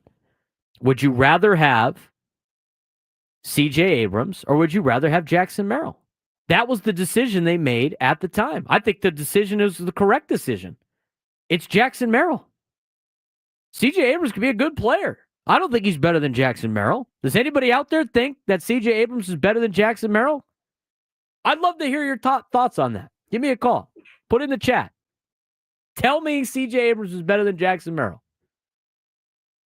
I'll take Jackson Merrill every day of the week. Of what he could bring and what he does to the team. What else is going on in sports? Today's sports thread. Here's Adam Klug. You know that group chat? The one that's always blowing up with the biggest sports takes, debates, and breaking news? You got barbecue back there, and you didn't invite me? Yeah, we've got that too. Welcome to the Sports Thread, where we break down the top 5 stories in sports, just like you would with your crew. Oh, no! Disaster! What a bad idea! No filters, no silence, just real talk. All right, Adam's got the top 5 trending stories in sports with today's sports thread. Number 1. We'll start off today in Major League Baseball, where Jose Altuve has asked out of the leadoff spot for the Houston Astros, where he hit for the majority of his career. His reasoning? Because he moved from second base to left field this year and wanted more time to get back to the dugout since left field is further away than second base. In his first game hitting second last night, he blasted a 2-run homer. I would add that left field is actually closer to the visiting dugout than second base is, and that when you're the visiting team, you bat first and don't have to run in from the field. But I digress. You're a coach, Braden. What's the weirdest request you've ever gotten from one of your players? Weirdest? Oh, weird. Oh, God, there's probably so many good ones. It's usually from kickers. Who? It's usually from kickers. I said from players. They don't count. I know. I kid. Well, they're not wrong. I do tell the kickers that. But out of all the requests, the kickers that I've had, all of them, have had ridiculous requests of, can we have the ball here? Can we do this? Can we do that? I'm trying to think of exactly. It's mostly with like where to line up on kickoff. Or can we do this instead? And it's mostly some crazy things. I'm trying to think of specifics. It's just so hard. There's been so many. All I know is every kicker I've ever had, including the current kicker we have at Cathedral, 50,000 requests. There's so many requests from the kickers, I can't even think about just one. Number 2. The White Sox have unveiled the next iteration of their City Connect uniforms, and it infuses the look of their hometown NBA team, the Chicago Bulls. For those watching on YouTube, we're showing pics up on the screen. Give the White Sox new City Connect unis a letter grade. I don't know. So it's like, is it really like the city of Chicago, or is it just like the Bulls? You know, it's just like a Bulls deal. They look all right, but like I don't like the basketball jersey kind of look. Is that a vest or is that just the sleeves? I think it's just the sleeves. If it was a vest, I'd give it an A. I'm going to give it a B-. B-. They're all right. I mean, but it looks like the Bulls. Like, could you imagine? Are the Padres City Connects for the next City Connects going to be Charger colors? No. Could you imagine? Absolutely. Could you imagine? They're so much smarter than that. Could you imagine the outrage? He had Padres Charger jerseys. Number 3. We had a wild night in the NBA playoffs last night. Jimmy Butler's old team, the Miami Heat, got destroyed, losing by 55 points en route to a 4-0 sweep at the hands of the Cavs. The Warriors-Rockets game was intense, featuring back-and-forth lead changes and a lot of physicality. The second quarter was nuts, with refs handing out 4 techs and a flagrant 1 in 2 separate kerfuffles, which included shoving from Steph Curry, Draymond Green, and Dylan Brooks. After receiving a technical foul for the taunting and shoving incident, Draymond Green received a flagrant 1 for pushing Tari Eason's face to the ground, but many people thought Draymond should have received a second technical and been ejected from the game. That didn't happen, and the Dubs won by 3 points to take a commanding 3-1 lead in the series. Do you think Draymond should have been ejected for his actions last night? I mean, it was like multiple occurrences. I mean, I've seen the clip where he's kind of rolls over the guy and then he like gets up, he grabs his jersey as he's trying to like pull himself up. It's just, he's constantly at the center of just problems. I think you give him 1, but after that, I mean, if he has multiple issues, it's like, it's time to get this guy out of the game. So probably, yeah. Number 4. A little early. We'll get to that one now.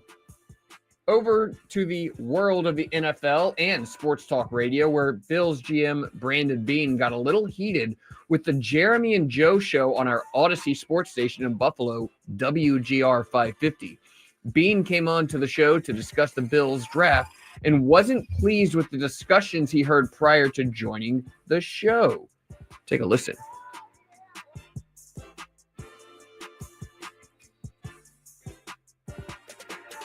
No, it was. I was just listening to the last few minutes of your show before I came on, waiting on here. All right. Sounds like 2018 all over with you guys. Well, how so? Well, you guys were bitching in 2018 about Josh Allen. You guys wanted Josh Rosen, and now you guys are bitching that we don't have a receiver. I don't get it. Like, we just hold on, let me talk. We just scored 30 points in a row for 8 straight games. A year ago, I get you guys asking why we didn't have receivers, but I don't understand it now. You just saw us lead the league in points when you add all the postseason. No one scored more points than the Buffalo Bills, including the Super Bowl champions. So you just saw us do it without Stephon Diggs, same group. How is this group not better than last year's group? Our job is to score points and win games. Where do we need to get better? Defense. We did that. So I get it. You got to have a show and you got to have something to bitch about. But bitching about wide receiver is one of the dumbest arguments I've heard. Who do you side with here? I'm with the GM or the radio I'm host? the GM. Bitching about receivers is like the dumbest media take ever. But that is my inner football coach showing more than me. It's so easy to be like, add a receiver, add a receiver, add a receiver. I mean, come on, man. The general manager needs to have, that's why I love AJ Preller. Because he's just like, he might think differently than what he says about some of the questions we might ask him here. But he's just like, yeah, well, and he holds it on. He obviously was very upset with that show.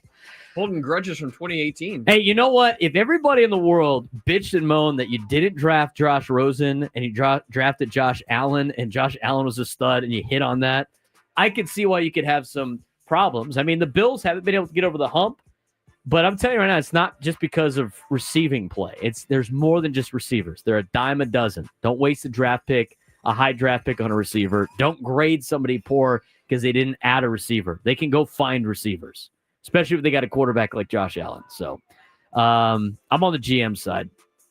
Number 5. Back to the association. The NBA's All-Star format has been the source of constant debate as they try to figure out something remotely palatable for fans.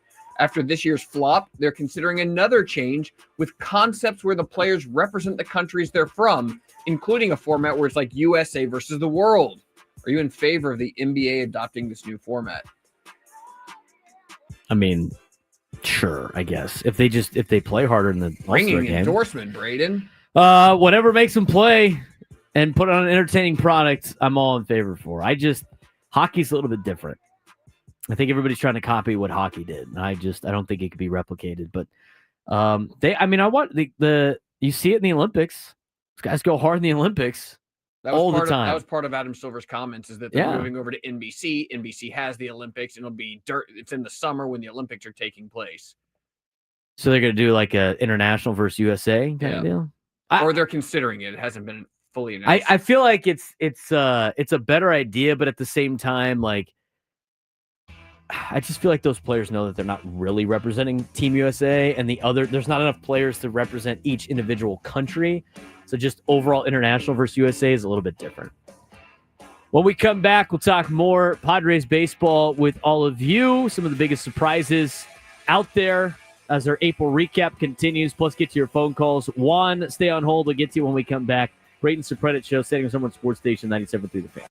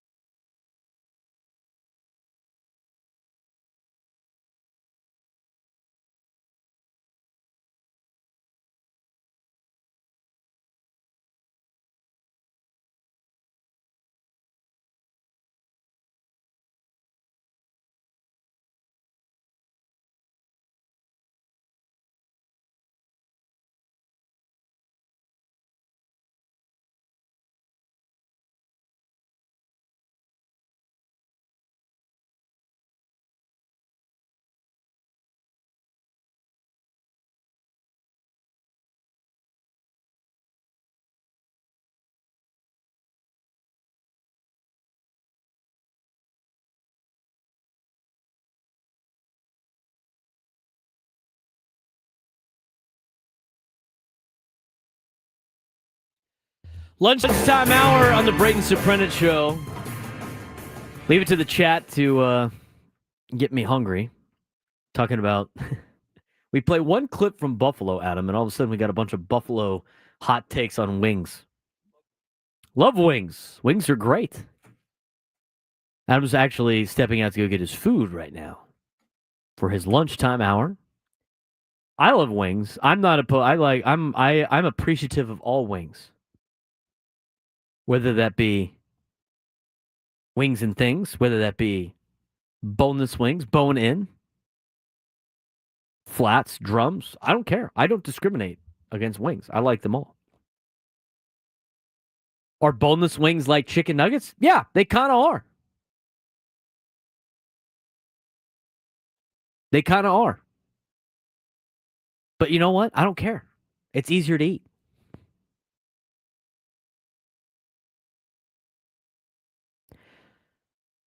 Buffalo, always a good call. Good garlic parm guy. Ranch or blue cheese. I don't discriminate there either. I mean, I think a lot of people draw a fine line in the sand. I don't. I appreciate all wings.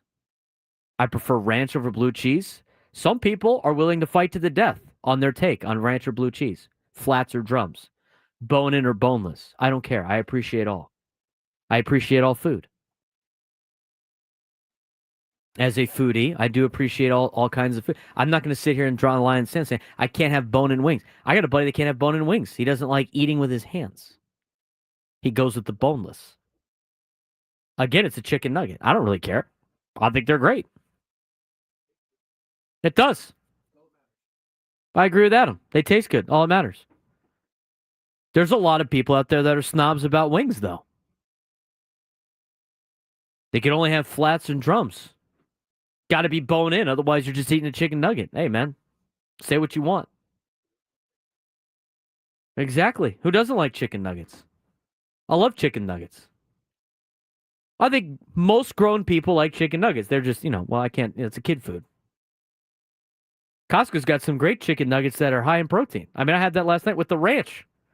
Squirrely in the chat said ranch is the devil. That is a hot take. That is an unnecessary hot take and some slander to ranch. Ranch is great. I could have ranch with almost anything. Now, the problem with ranch, it's very fattening. So what I have done as a substitute, you're going to think I'm crazy, but you know what? During the week, can't be adding the extra weight on the ranch. Greek yogurt mixed with ranch seasoning. It gets the job done. What do we got on that? It gets the job done. In fact, I had that last night. I got home from softball last night, needed something quick and easy to eat. The high-protein chicken breast chicken nuggets that are 160 calories for 3 ounces. Even if I have 6 ounces, it's not crazy. It's not a crazy meal. Only 2 grams of fat and 16 grams of protein. Microwave, easy. And you know what I did? I took the Greek yogurt, I mixed it with ranch seasoning, bang. You know what? On a Monday night, Tuesday night, it plays. Am I going to do that on the weekend? Probably not. That's not a weekend food. That's not a weekend food. You can go ham on the weekends. During the week, you got to stay focused. Especially if it's late at night too. Come home, it's late. Softball is at 9 and 10 o'clock at night. You got to mix in you got to go healthy on some stuff. Here's where I do discriminate a little bit on wings. I said I appreciate all wings. You know what I don't like barbecue wings. I don't eat barbecue sauce on wings. I don't eat barbecue sauce with chicken. If you go to any type of place with chicken or not fried chicken, but like chicken nuggets, chicken strips, and you get barbecue sauce on the side, I give you the side eye. I kind of look at you at a different light. The way you feel about ranch slander is how I feel about barbecue sauce slander. Just let you know. You do chicken strips with barbecue sauce? Oh, yeah. Oh, I don't eat ketchup. I only eat barbecue sauce. Oh, ranch. God. But here's the real question. I don't dislike barbecue sauce, though. I just don't like it with chicken. I love it with chicken. But let me ask you this. What about dry rub wings versus sauced? I actually like dry rub wings. I guess you kind of... that 5 times fast. I know. I do like the dry rub wings. Those are pretty money. I forgot. I had some not too long ago. and they were delicious. Super in on that. But again, I don't discriminate towards most wings. Now the barbecue sauce, I can't do the barbecue sauce with chicken. Grilled chicken, maybe. Smoked chicken, maybe. I like barbecue sauce. It's kind of, I don't know, it's kind of sweet though. I also can't do, like, to me, if you have like fried chicken strips or nuggets or boneless wings, it's got to be a ranch or blue cheese or kind of a creamier sauce. I don't even mind if you dip it in buffalo sauce. That's good too. If you didn't want to like have the, if you want a sauce on the side, I think I think that plays. But like chicken and ketchup, no. Honey mustard, hey, it's a good call. Honey mustard's a good call. August in the chat. Buffalo chicken fries are money though. Sunny D in the chat. Buffalo chicken fries for sure. I need money. Braden needs to be on the FBI watch list. Hey, you know what, man? We can't. We gotta try to maintain during the week. We gotta try to make good choices. Charles Booth, that is slander. Barbecue over ranch any day. You want me on an FBI watch list? Put Charles on an FBI watch list. That is insane. That is an insane comment right there about buffalo wings, about wings in general. You go to a wing spot. What is your go-to wing order? Sauce wise, do you always go barbecue, Adam? No, or do you go buffalo? I don't always go barbecue. I almost always get at least a variation of buffalo. I like spicy, so I'll go like hot, real hot. The hottest level of maybe not buffalo. The hottest, but I'm going at least hot, if not, it's like a 3 Mile Island or something. I like ranch. I like teriyaki. I like pretty much every flavor. I don't like honey mustard, but pretty much everything else. Honey mustard's probably not a bad call at Wingstop. I do like the I go with the buffalo usually more times than not. No, I'm hungry. This is unfortunate. I do like some garlic parm. Have you done the atomic wings before? Like at any place? Have you done like the hottest wing challenge anywhere? Mr. Hot? Probably in college. Junior, as long as they're extra crispy. I hate soggy wings. I don't discriminate towards that. I found out that I'm not super big on the barbecue with the chicken tenders or the buffalo wings. I mean, sorry, or the wings, not buffalo wings, just the wings in general. Don't like barbecue wings. Don't like barbecue chicken. It's like chicken strips. Lemon pepper's good play too. Lemon pepper, good play. Garlic parm, good play. Buffalo, good play. Got to have ranch or blue cheese. I don't discriminate either way. I know a lot of people think those are fighting words. But now I need some wings. I'm going to have to go to Wings and Things later. See what we got. 833-288-0973. 833-288-0973. If you want, you can leave your wing comment in the chat since it's we mentioned buffalo one time and all of a sudden it turned into a buffalo wing debate in the chat. But we also got Padres talk. Juan in Oceanside, you're on the Braden Surprenant show. Juan, what's going on, man? Hey, what's up, Braden? Got me feeling super hungry now for some wings. What's your go-to wing then, my guy? Honestly, I'm like you. I don't discriminate on the boneless, bone-in, but for me, I get the mango habanero from Buffalo Wild Wings. Okay. And I'm actually cool with barbecue sauce, but as long as it's like hickory smoke, like Texas style. Otherwise, I don't really mess with it. Barbecue sauce for me. I need that Texas, spicy kind of twang barbecue sauce over the sweet barbecue sauce. But what do you got for me today on the non-lunch side of things? So I wanted to kind of get your thoughts on what you think the roster moves might be for tonight, since I guess there's murmurs about Arise and Hayward potentially coming back tonight. Who do you think goes? Who do you think stays? And do you think right now would be the ideal time to potentially send down or DFA someone like Yuli, Gurriel, or Connor Joe or someone? I think, and I appreciate the phone call, Juan. I think tonight, I kind of mentioned earlier in the show, if I had to make if I was a general manager, if I was AJ Preller, I would probably go with DFAing Yuli Gurriel. Thank you for your service. And then going with sending Tirso Ornelas back down to AAA. If you're activating both Luis Arise and Jason Hayward. If it's just a rise, I'd probably still DFA Yuli Gurriel. I think he has to be the first one off the roster. I mean, you've given him about a month. You don't play him a lot anymore. I mean, even right now, with everybody banged up, he's still not playing a lot. I think that tells you everything you need to know about where Yuli Gurriel is at right now. I think you probably should have. I think you probably saw his last at bat on Sunday, the last out of the game. So I can't imagine him not. I can't imagine him being on the team today. But you don't know. And once they open the clubhouse, which usually happens around the end of this show, beginning of Gwynn and Chris, you'll start seeing the tweets from our local reporters of Kevin Acee and Jeff Sanders and Dennis Lynn. AJ Cassaville mentioning who may and may not have a locker in the clubhouse. It's a simple observation before they make the roster move, so I would be on the lookout for that around 2 o'clock. 833-288-0973, 833-288-0973. Sonny D, I'm listening in the car. Got to go find some wings now. Yes, you do. A Wing Tuesday? That's usually a Wednesday thing. Maybe they got deals on Tuesdays now. But we'll get back to your phone calls. Marcus and Menifee, stay on hold. We'll get to you when we come back. A lot of people talking about wings in the chat. Padres baseball continues, and our talk will continue on the Braden Surprenant Show coming up next on 97.3 The Fan.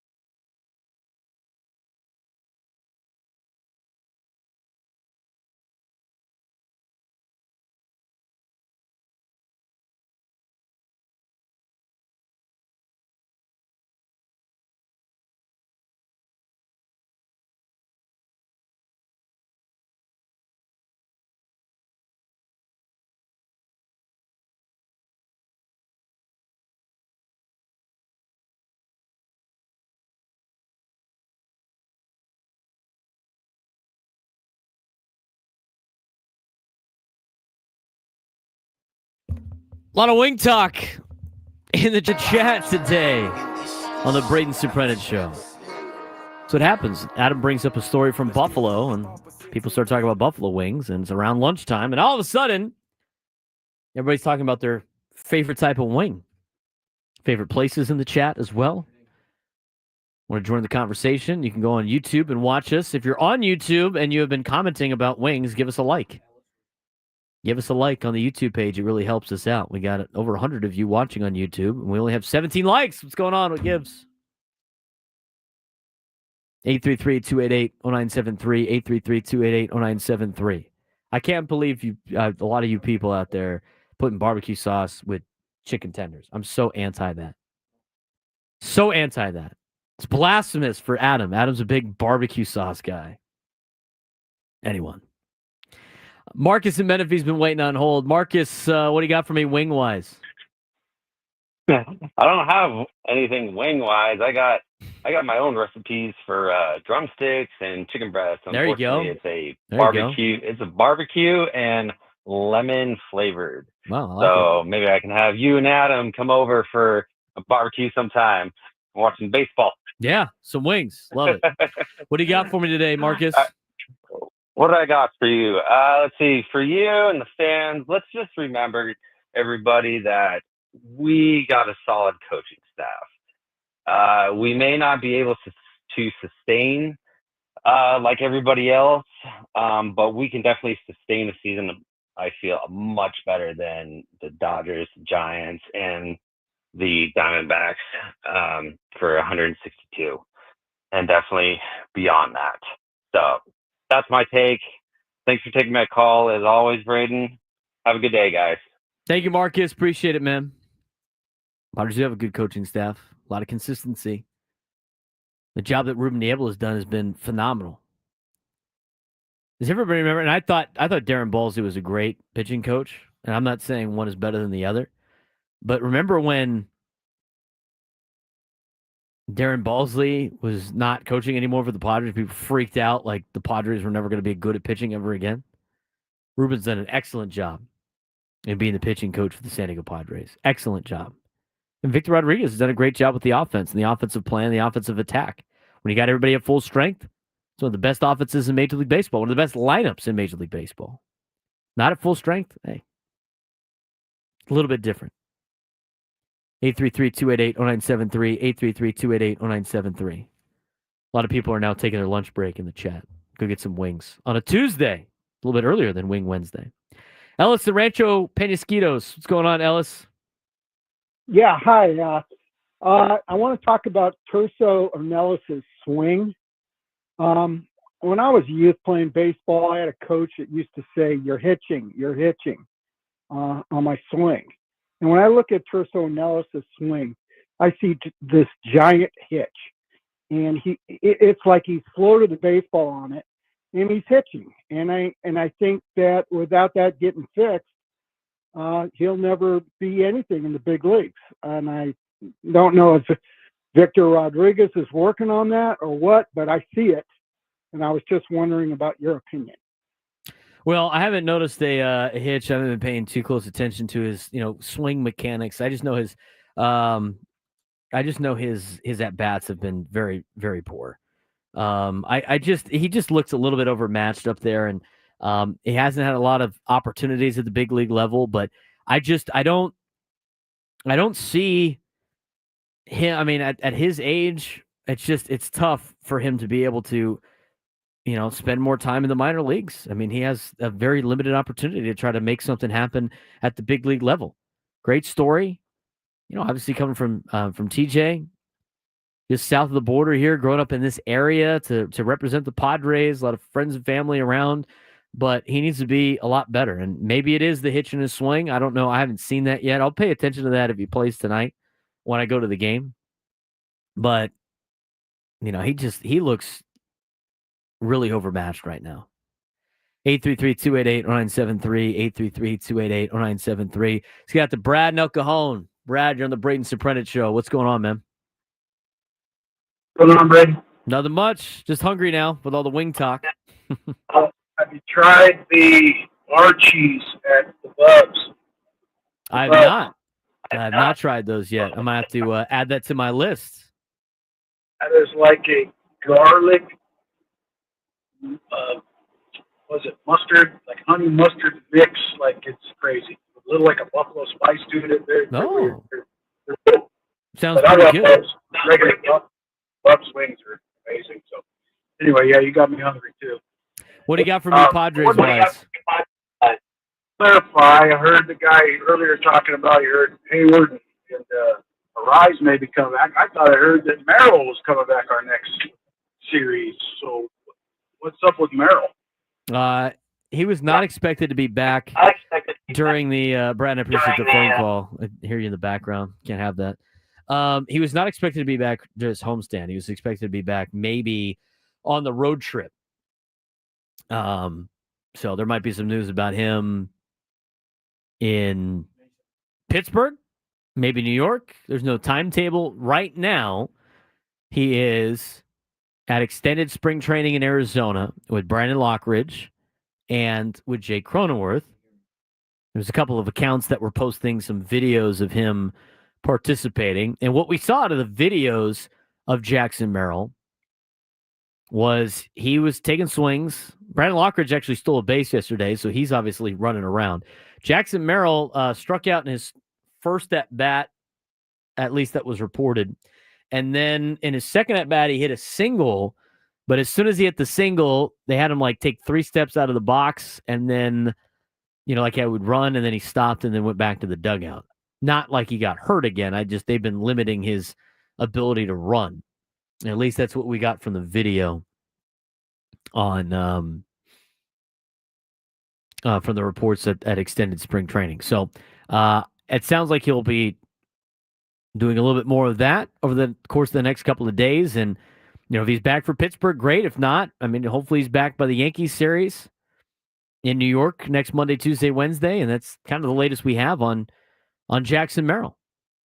So we'll see what we got with the Padres and some of their players coming back. Arise should be back tonight. Jason Hayward potentially could be back tonight. They haven't put a timetable on any of the players in terms of when they're coming back from injury, but I would imagine around 2 o'clock today, when the clubhouse opens, now you'll start getting some looks, or you'll start seeing some tweets coming out from the local media talking about who's got a locker in the clubhouse and who doesn't. 833-288-0973, 833-288-0973. Got a couple of minutes here where we can dive into some of the good players and what Major League Baseball are doing in the April recap. Players to look for potential all-star appearance after 1 month of play, and players to watch for coming up, and some disappointments. Now, for the San Diego Padres, they don't have a lot of names on this list. In fact, they have 2. And the good news for Padres fans is none of them are in the disappointment category. Fernando Tatis Jr. appears for player to watch for right field. And in terms of relief pitcher, you had Robert Suarez on the list on player to watch. ESPN put together their list of, all-star players that are playing at all-star level, players to watch per position, and disappointments. And there's a lot on here that are very interesting. You look at, kind of just rolling through it. Catching position, Cal Raleigh is off to a phenomenal start to the season, at least with some power numbers. He's not hitting for a high average. Most catchers don't. But he is listed as the all-star for a catcher. Carson Kelly, a player to watch. Walk-to-strikeout ratio has been elite to start the season, but it might, who knows if it's sustainable. Adley Rutschman's off to a really difficult start for the Baltimore Orioles. Had such a fast rise to the game, but right now in the first month of the year, he has been a lot less than what the Orioles were expecting him to be. I don't know if Orioles fans should be concerned about that or not. Bobby Witt Jr. is listed as the all-star shortstop. Jacob Wilson's had a great start to the year for the Athletics. Arise, they compare him to Luis Arise with his high contact rate, but has a little bit more pop. Don't know if he can thrive long-term in today's power-first Major League Baseball, but he's a player to be on the lookout for. And then disappointment, like a lot of people in the chat would probably say Xander Bogaerts, but it's really Adames. Shortstop for the San Francisco Giants. Giants took a big gamble in signing Willy Adames to a big contract during the offseason. That might be the worst big contract of the offseason.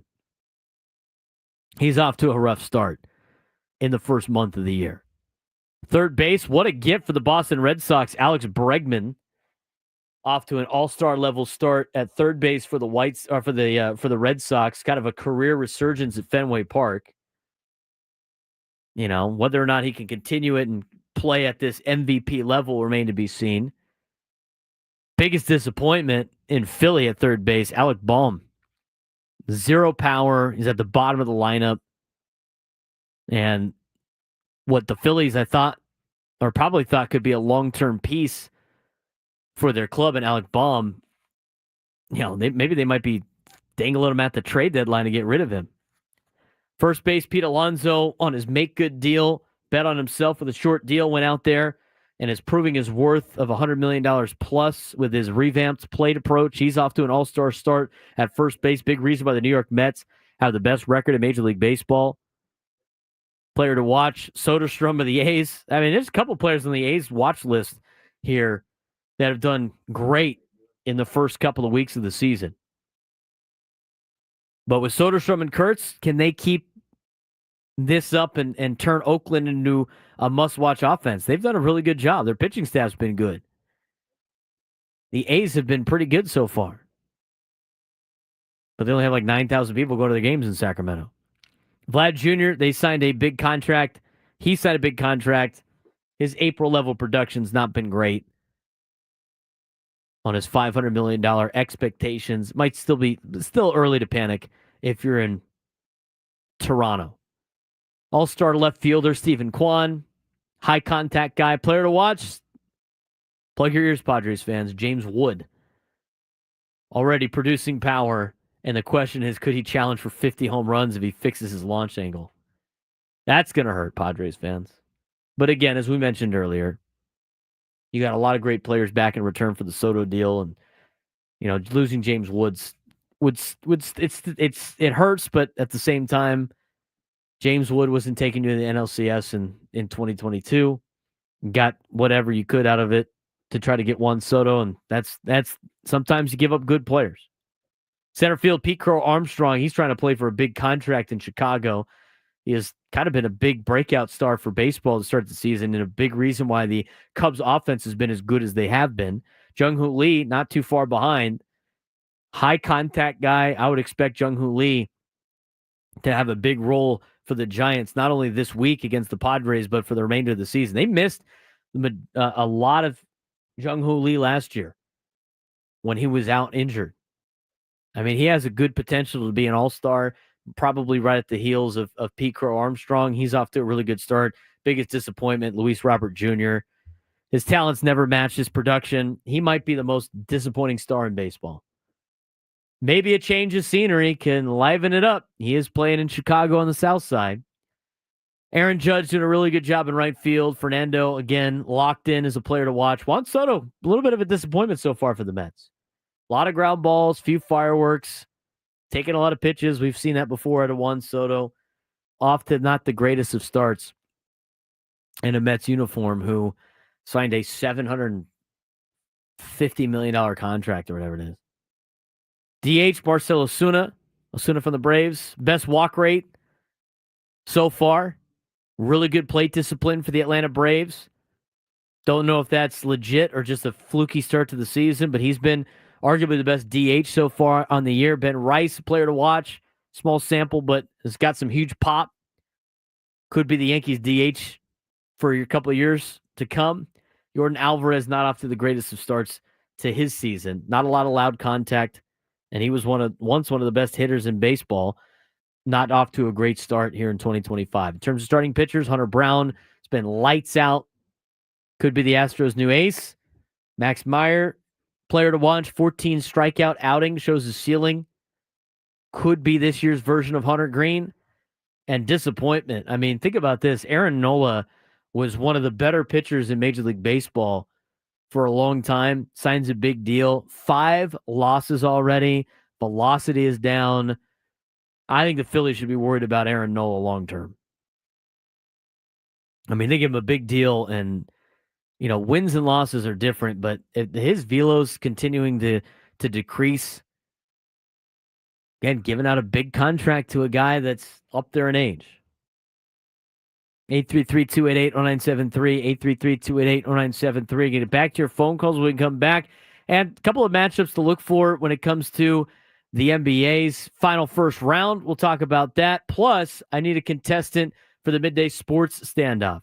833-288-0973, 833-288-0973. If you could take me down in some sports trivia, you're going to be qualified for a chance to win our grand prize, 2 tickets to either Disturbed Ghosts or Pantera in Las Vegas, plus a 2-night stay at the MGM Grand in Sin City, and a $150 gift card. Get tickets for all 3 shows now at Ticketmaster.com. I'm not a huge NBA fan. I'm not that interested in the NBA, but I'm going to tell you what, right now, there's a couple things that have popped up during this series, and a lot of these series in the NBA first round that even I am paying attention to. I'll tell you what that is when we come back on the Braden Surprenant Show, San Diego's #1 sports station, 97.3 The Fan.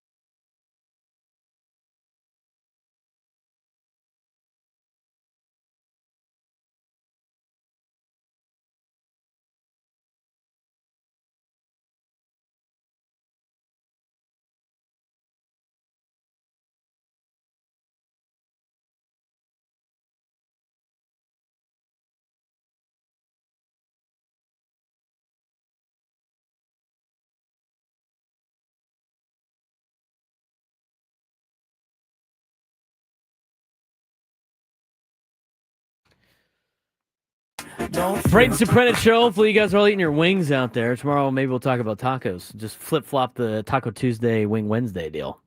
Just to make it go backwards. We gotta change it up. Gotta change up some stuff when you're in a slump. That's right. Gotta zig when others zag. Like I do with barbecue sauce compared to Adam. I'm not a big, I think it's because like with Texas barbecue, you don't put sauce on stuff.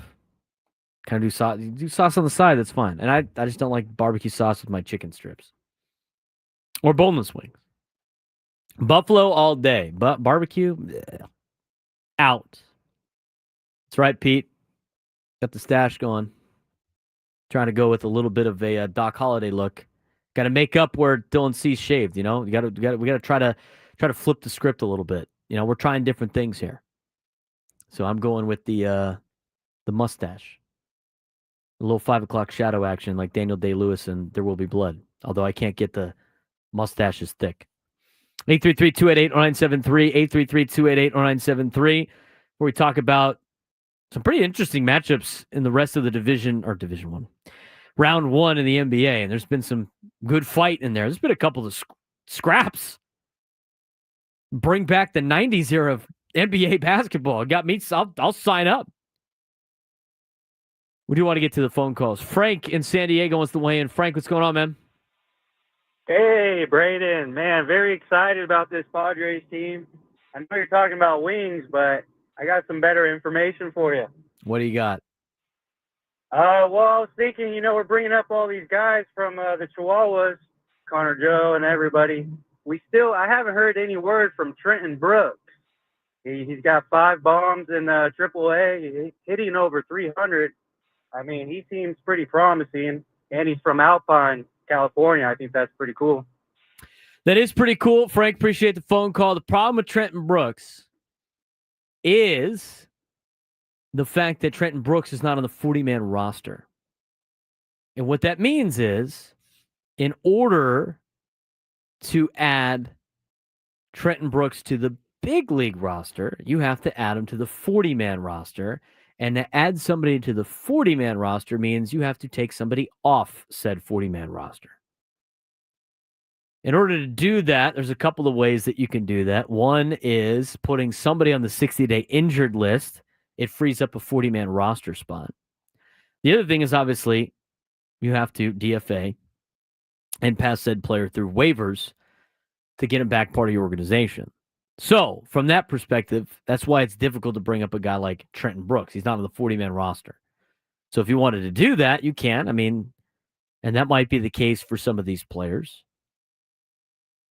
But there's not too many options out there to DFA or take somebody off the 40-man roster without losing them. And just to do it for Trenton Brooks, I mean, you're taking a big risk in that, especially when you're trying to keep as many players in your organization as possible. Here's the other thing. A lot of players do extremely well in the Pacific Coast League numbers-wise. We have seen guys like Luis Campusano, and he's off another great year in AAA El Paso, do extremely well in El Paso and then struggle in the big leagues. Austin Hedges used to dominate El Paso. Dominate El Paso. Look at his offensive numbers in El Paso. He's be really good. We know what kind of hitter Austin Hedges is. So you really have to treat it with a grain of salt when it comes to pitching numbers and hitting numbers in El Paso. Guys are pitching better than what their ERAs say when they're playing every game at high altitude. I mean, almost every game is like playing at Coors Field. You also have to take with a grain of salt a lot of these players that are putting up insane numbers in AAA El Paso because it's such an offensive-friendly league. So Trenton Brooks doing a great job. Maybe if somebody goes on the 60-day injured list, they'll bring him up. But right now, I mean, I don't know if you can afford to just start DFAing a bunch of players. Tirso Ornelas got the call-up because he was on the 40-man roster. So that's why Trenton Brooks isn't up with the big league club, even though he's hit really well. even though he's hit really well. But I appreciate the phone call to Frank. We are right around time to get ready for our midday sports standoff on the Braden Surprenant Show. Welcome to Midday Sports Standoff on the Braden Surprenant Show. I can't believe what I'm seeing right now. The ultimate head-to-head battle where sports knowledge and quick thinking collide. No, it's no good. Are you kidding me? Contestants will go toe-to-toe with Braden in a sports trivia deal where every correct answer brings them closer to victory. Down the sideline! Wow! Unbelievable! But 3 strikes and it's game over. This is not Detroit, man. This is the Super Bowl. Can you outsmart Braden? The Midday Sports Standoff starts now. All right. Got a couple of contestants here. Let's go with David and Del Cerro. David, you're on the Braden Surprenant Show. What's going on, man? Hey, Braden. How you doing today, brother? I'm doing well. Let's see if you have an opportunity. See if you could take me down in some sports trivia.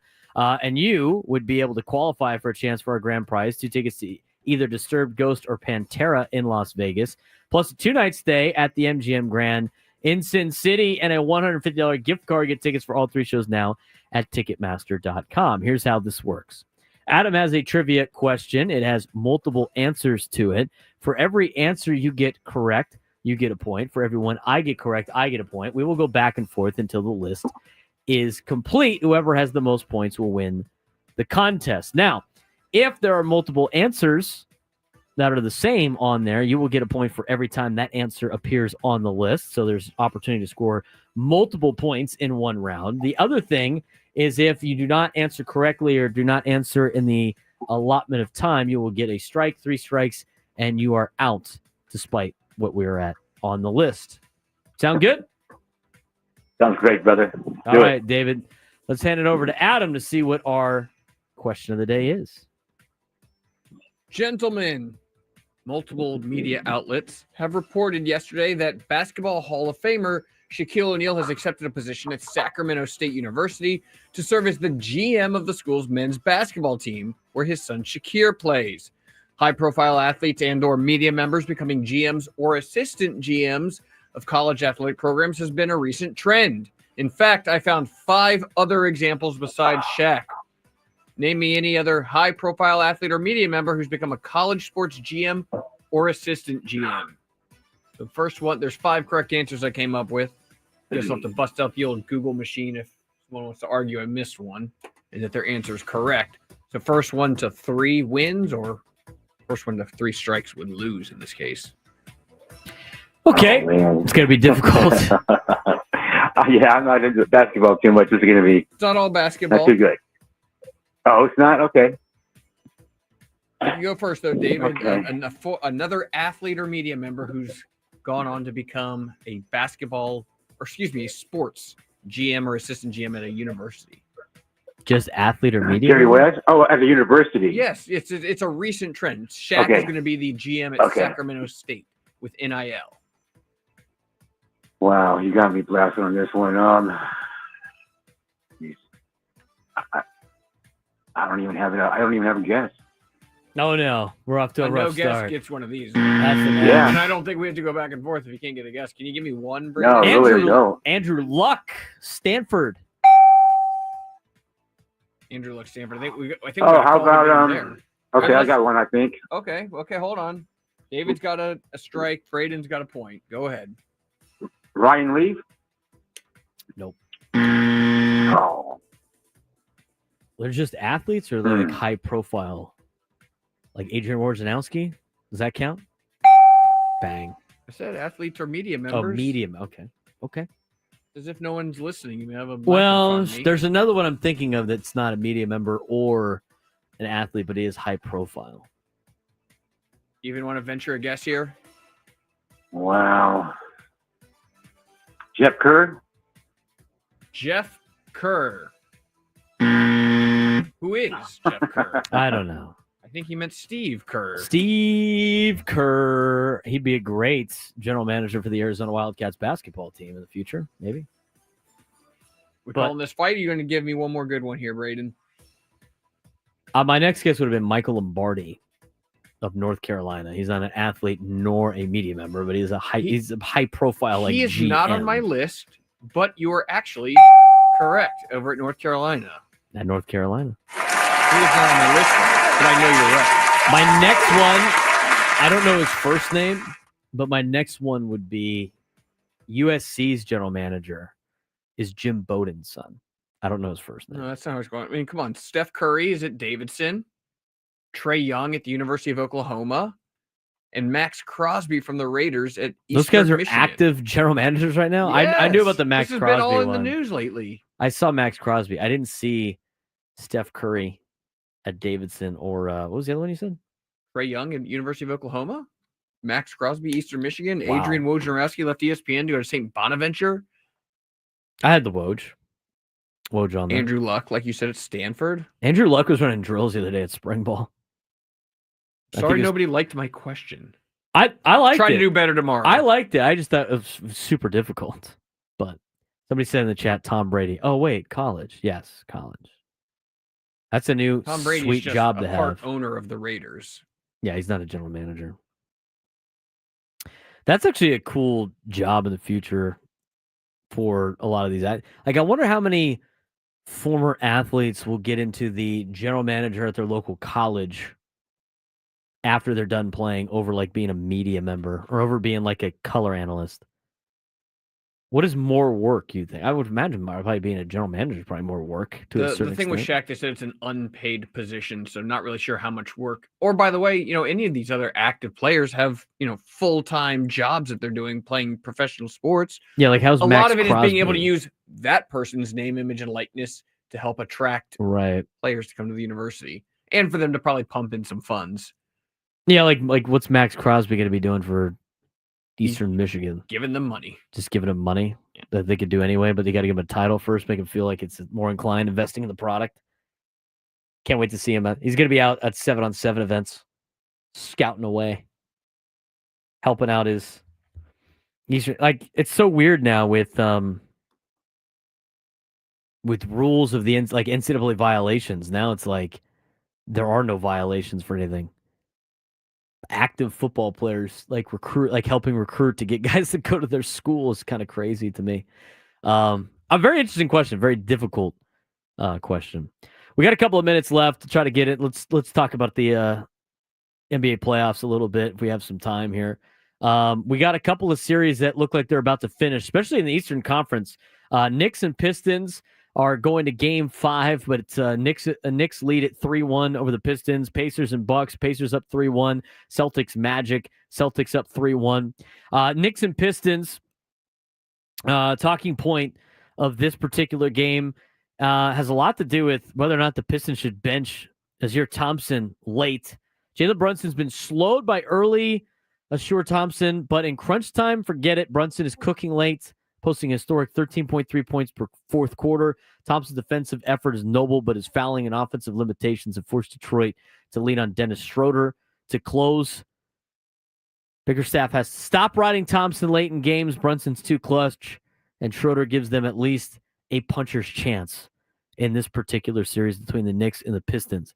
Pacers and Bucks. Well, Damian Lillard's out. Kyle Kuzma's invisible. Giannis trying to carry the Bucks right now, but it might be too much for Giannis Antetokounmpo to try to carry the Bucks, especially down 3-1 to the Indiana Pacers. But he really doesn't have a choice. Giannis is carrying an absurd 35.9% usage rate, running into a wall while the Pacers shoot uncontested threes like it's practice, logging 80 points off wide open looks in Game 4. This is more not in the sense of Giannis failing, but more in the sense of the Bucks failing Giannis. Without help on either end, this series might be over. I don't think Giannis can even carry the program to get him out of the 3-1 hole that they have. I would imagine Pacers kind of wrap this thing up. Celtics did lose 1 to the Magic, but can Boston count on Kristaps Porzingis when it matters most? Magic have bodied Porzingis into one of the most or worst shooting stretches of his career, but Boston adapted in Game 4. They got him interior looks, led to confidence-boosting dunks, eventually his first 2 threes of the series. Celtics need KP at a full tilt in the next round, especially if the Knicks are up next. Missoula better keep feeding him in creative ways. Celtics lead 3-1. I would imagine they finish that series off very soon. We don't have too much time to talk about the Western Conference, but all you Lakers fans out there, look at Doncic's getting exposed defensively. Exposed defensively. I'll tell you the stat when we come back and then dive into familiar territory for Xander Bogaerts in the 1 o'clock hour. What does that mean? Might not mean what you think. Braden Surprenant Show, final hour coming up next. San Diego's number one sports station, 97.3 The Fan.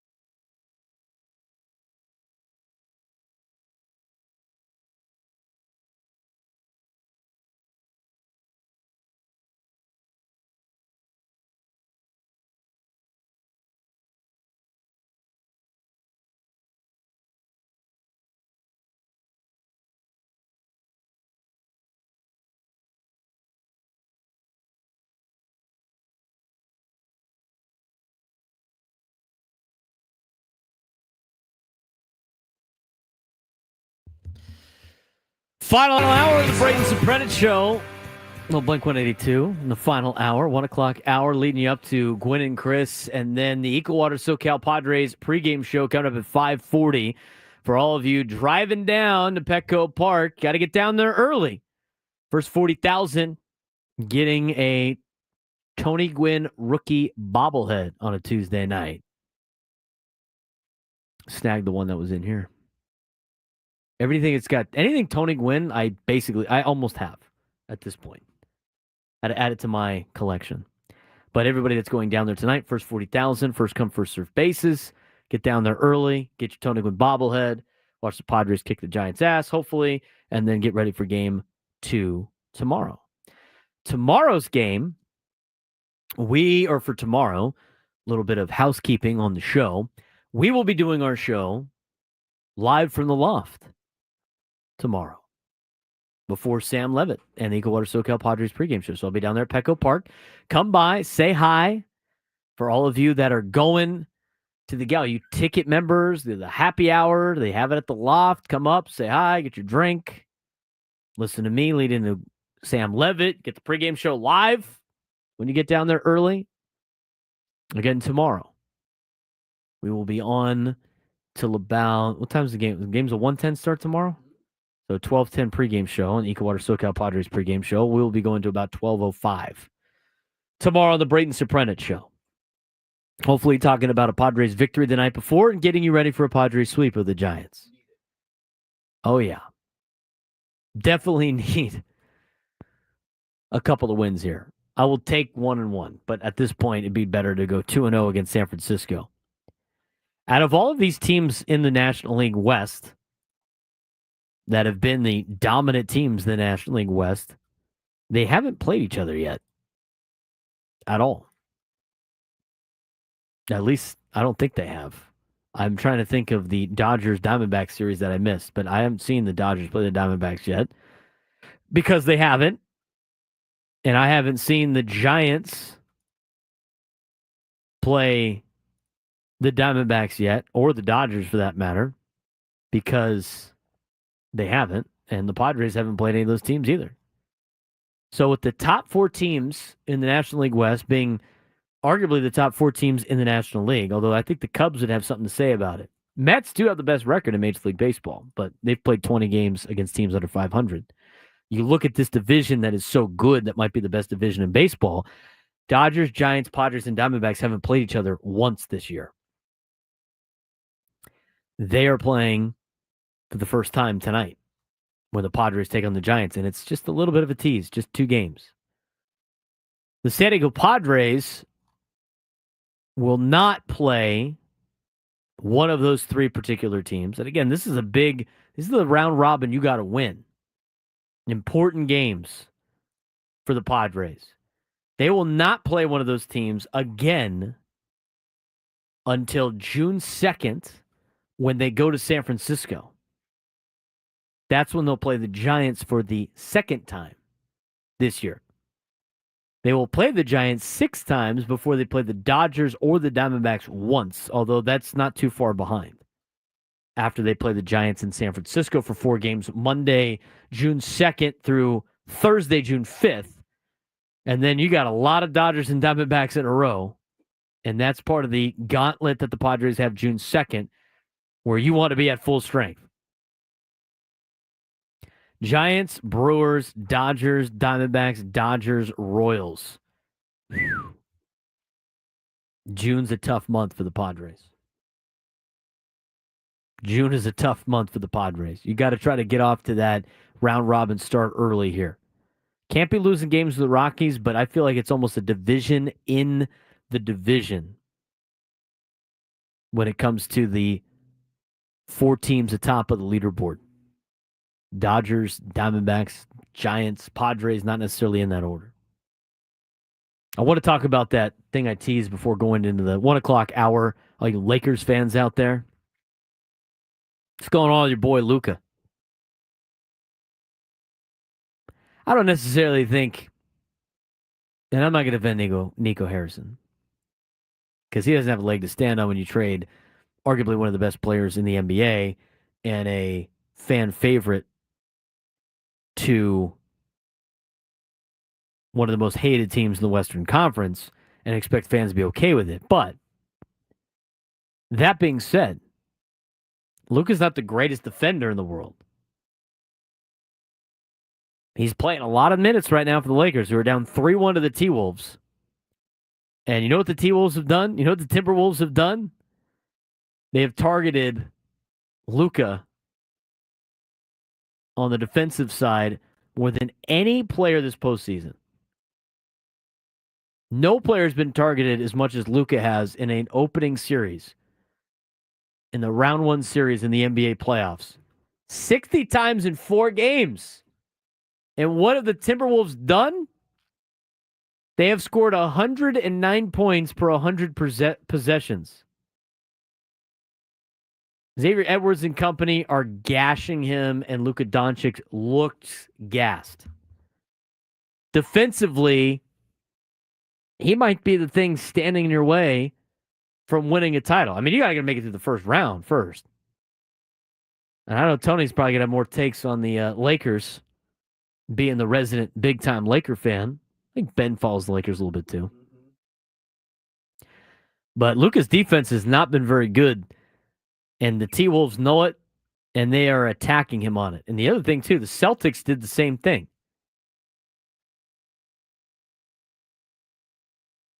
If the Lakers want to win big, they got to stop hiding him, start holding him accountable defensively, because he just has not been that great. And when you have that liability defensively and teams are exploiting it, you got to be able to, you got to make an adjustment.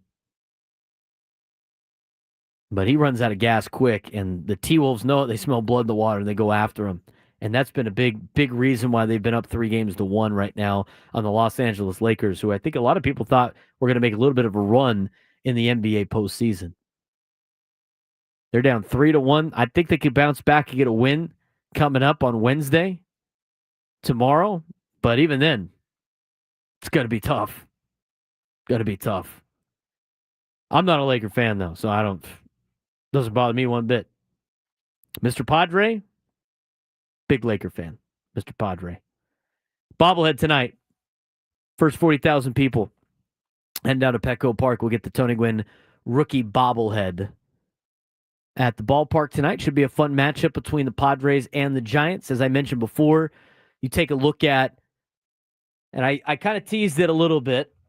They asked Xander Bogaerts about division dogfights. He lived it in the AL East.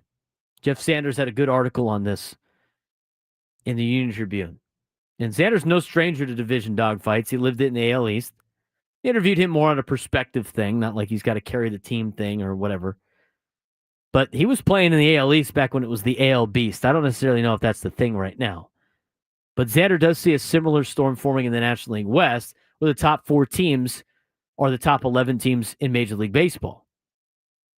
Padres' early dominance has faded over the last week or so, but by losing 4 straight, 7 of 9, and their offense is dragging without several key bats. While injuries are piling up, the NL West heat is turning up too. The Giants have taken over the division lead, and the Dodgers and Diamondbacks remain legitimate threats. Padres and Giants series now becomes a measuring stick. Are the Padres built for a division race this brutal? I think from an injuries perspective, they're not. But as Xander Bogaerts points out, he says the National League West is starting to feel like the American League East, top-heavy and relentless. Giants, Dodgers, Diamondbacks is going to take maybe 100 wins to survive the gauntlet. I don't think the Padres have 100 wins in them. Are they durable enough to win the division title? I think when they're at full strength, they give it a run. But the fact that their depth, especially from the offensive end, has not been very good. The pitching can get them as far as, the pitching can get them far, but I don't know if they can get them far enough to potentially win the division. I think it's going to keep them in the race for a long period of time. I think for the Padres, in order to win the division, I think you're going to need some help from Los Angeles and not being able to overcome some of their injuries that they have already had. And not being able to overcome some of the pitching problems that they have had in terms of their overall starters. They did it last year. It's very difficult to continue to win at that level pace. But a lot of pitchers for the Los Angeles Dodgers are on the injured list. Got to be able to exploit that and take advantage of it. And I think all the other teams in the division are licking their chops at the opportunity. How big is this Giants series this week?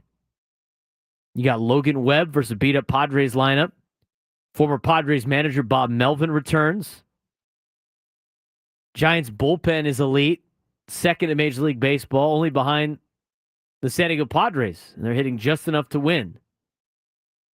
Do we think this is a statement series even in April, or is it too early to care? I think, to me, despite being injured, despite having a beat-up roster right now for the San Diego Padres, it's only a 2-game series, but Padres cannot afford to start their round robin with the Giants, Dodgers, and Diamondbacks 0-2 by losing 2 games to San Francisco. It might be a statement series here early on in April. And even though you're a little bit hamstrung, no pun intended, you got to find a way to knock off the Giants here in these 2 games. I mean, but the American League teams, you could coast a little bit. Again, you built yourself up to a big cushion. You lost 3 straight series in a row. Got to be able to flip it against the Giants. And they know this is a big series for them, too. I mean, you're going to get the Giants' best in these 2 games. I would imagine when the Giants, the Dodgers, the Diamondbacks, and the Padres all play each other, you're going to see the best baseball that those 4 teams can offer all season. And you're not going to get that all the time in Major League Baseball. Michael King had a message for the Padres fans. We'll talk about it when we come back on the Braden Surprenant Show on San Diego's #1 Sports Station, 97 through the Fan.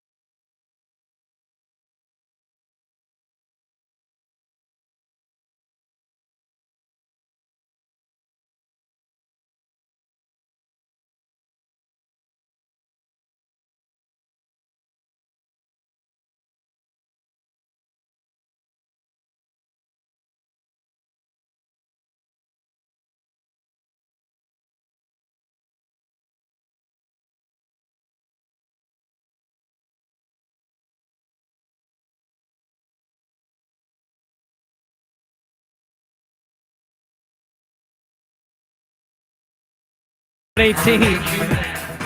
Leading you up to Padres baseball. Quinn and Chris will take over for me at 2 o'clock, and then it's the Equalwater SoCal Padres pregame show at 5:40. First pitch at 6:40. Padres and Giants. We'll get you a full preview of that when we come back. I do want to talk a little bit more about, the kind of the division race and everything. We spent a lot of time on the National League West today. I do got some Aztec football stuff in there, too, that if we have time, we could get to, but nothing pressing. They had some portal moves and everything like that. Let's try to keep everybody informed of what's going on in the sports world. But you look at the Padres, and again, they got a big contest tonight and tomorrow against the Giants. It'll be the first of their round robin against San Francisco, Arizona, and Los Angeles. Talked a little bit about Padres being built for a division race. If it's going to be this tough, can they hang with all the other teams? I think every other team has some weaknesses in there as well when it comes to depth issues, when it comes to pitching staffs, pitching depth for the Diamondbacks and the Dodgers being tested. Giants are really relying on their bullpen right now and getting just enough hits to be successful in Major League Baseball, at least early on. None of these teams have played each other yet. Michael King had a message to Padres fans. The wins will come. I believe that. Should you fans believe that? I believe that. Even though you're not getting a lot of great results right now, I think the difference is, again, is you got to get healthy. Padres are hitting just 208 over the last 9 games and just 189 if you take Fernando Tatis Jr. out of the lineup. Gavin Sheets is 1 for 19. Machado, 419 OPS in the last 9. And I think it's just a little bit of a cold stretch. I don't think it's really a deeper offensive flaw that won't fix itself. As Michael King said, the wins will come. I totally agree with that. The wins will come. This is a little bit different when it's not full strength. You're not at full strength right now in San Diego. I go back to some things that we talked about earlier today when it comes to the Padres. With the way things have been for the first, couple of weeks or a couple of weeks after the major players getting injured. You look at the numbers that were put out. Again, some of these players that have to replace bench players that are now in starting roles have not been very good. Connor Joe, Tirso Ornelas, Mason McCoy have a combined 28 plate appearances and have 1 hit, 11 strikeouts, 2 walks, and an OPS of 0.146. This cascading effort obviously can't be overstated. It bears out in the statistics. Since Jackson Merrill officially went on the injured list on April 7th, the Padres have played 18 games and have scored the 5th fewest runs in baseball over that span, with 60 runs. Only Colorado, the Angels, Texas, and the Royals have scored less runs during that stretch. And all of those teams have a 500 record or worse since that time. Royals and Padres are both 9-9 during that 18-game stretch. Since Arise went down, the Padres have been even worse offensively in Major League Baseball. 1-5 record in their 6 games, a grand total of 9 runs. Batting .167 with a .471 OPS. During that stretch of 6 games, they're worse than Toronto, who's also 1-5 with 9 runs. Baltimore has only scored 10 runs at 1-5 as well. Angels only scoring 12 runs. And the Giants. Giants have scored the 5th least amount of runs since Arise went out. But yet they're 4-2. Their bullpen's been great.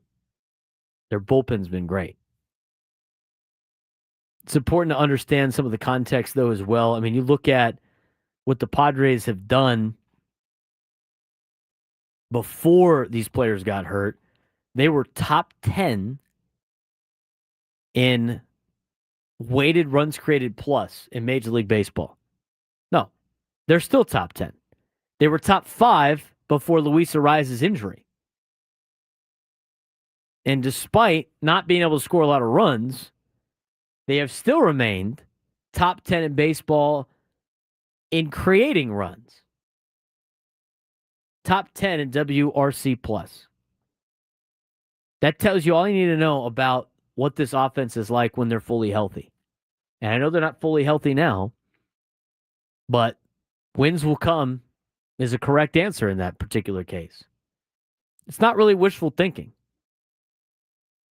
When you're hitting like this, and the Padres have hit poorly, and when you're playing like this, and it's your full roster, yeah, then I would say it's wishful thinking to say, oh, the wins are going to come. Because you're not playing they're not playing well enough to win.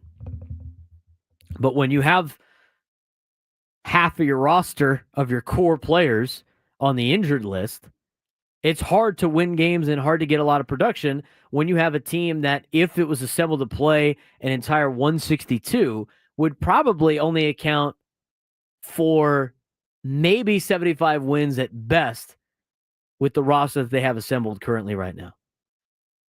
It's hard to ask that roster to play at a pace of a team that could potentially play 85 to 90 win season.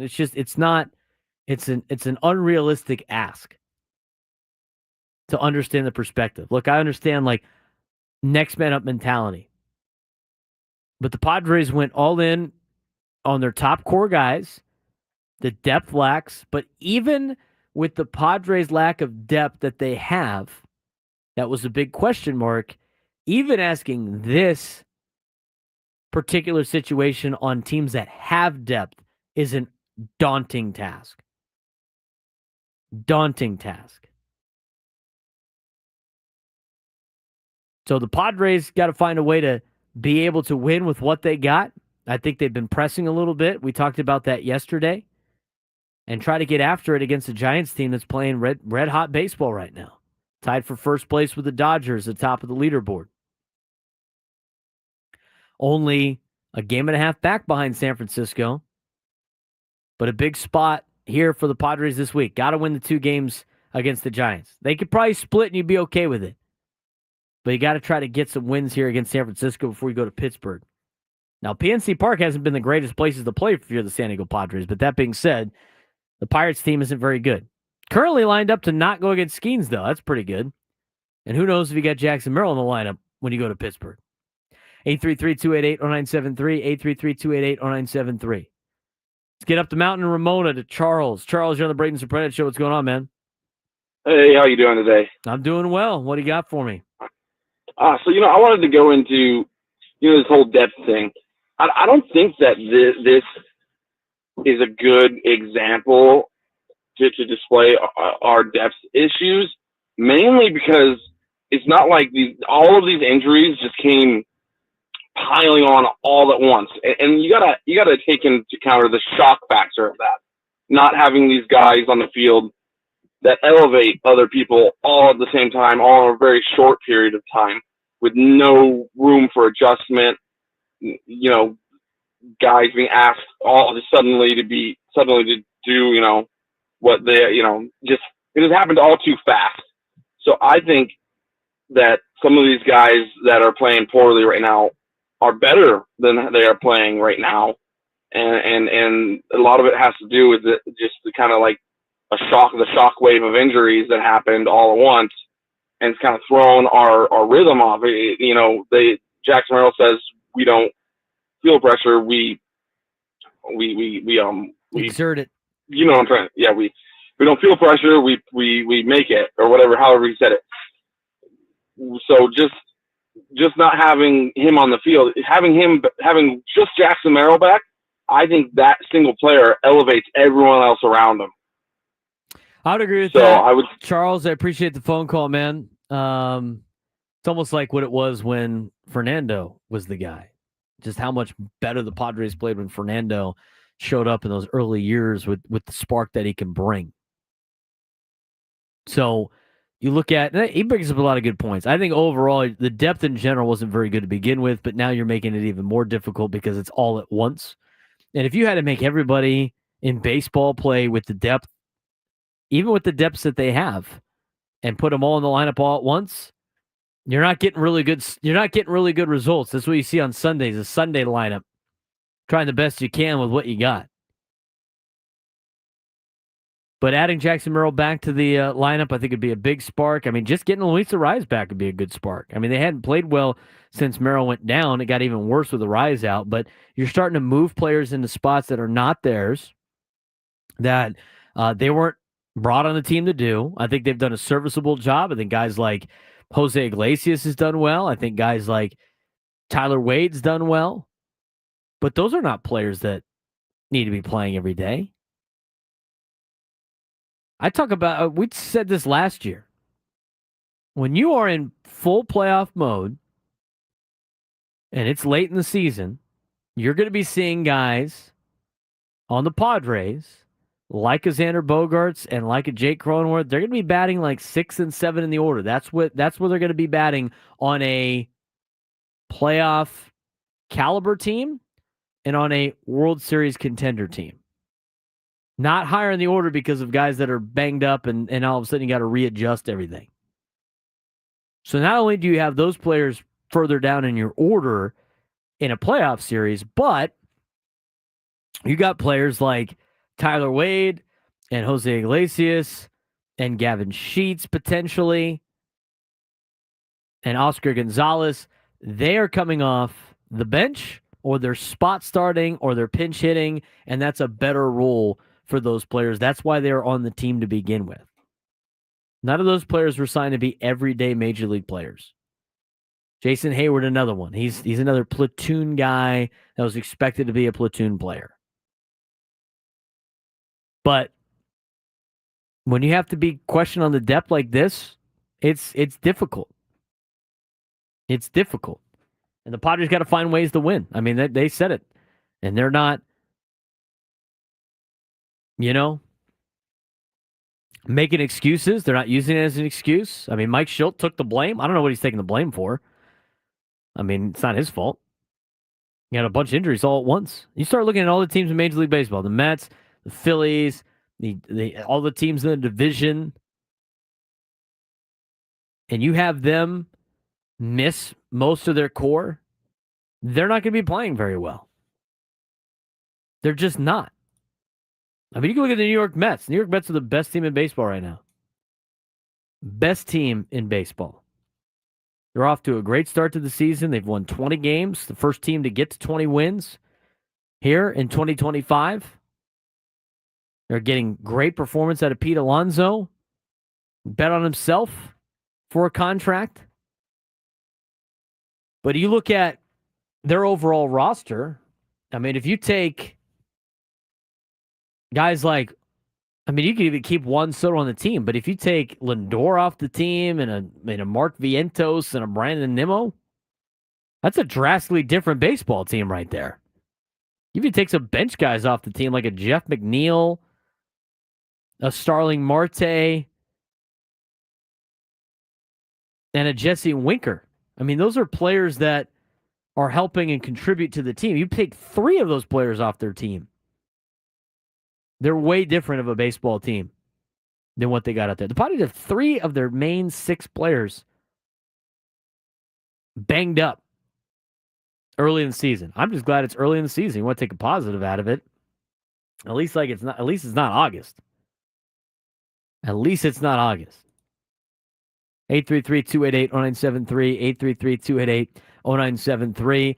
We got a full Giants-Padres preview for you. What to expect out of the San Francisco Giants. Who's playing well on the Giants? Where are their strengths? Where are their weaknesses? How does this series line up for the Padres and the Giants in these next 2 games? We'll get you a quick little preview on that when we come back. I do have some nuggets on San Diego State football as well, on kind of where they're trending right now and how they stay afloat in college football.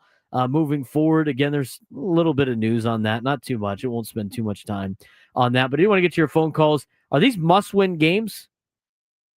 Is this a huge series for the San Francisco Giants and the San Diego Padres? Must win? Kind of a measuring stick let me know. 833-288-0973, 833-288-0973. Have a full preview of the Giants and the Padres series when we come back to finish up the show on San Diego's #1 sports station, 97.3 The Fan.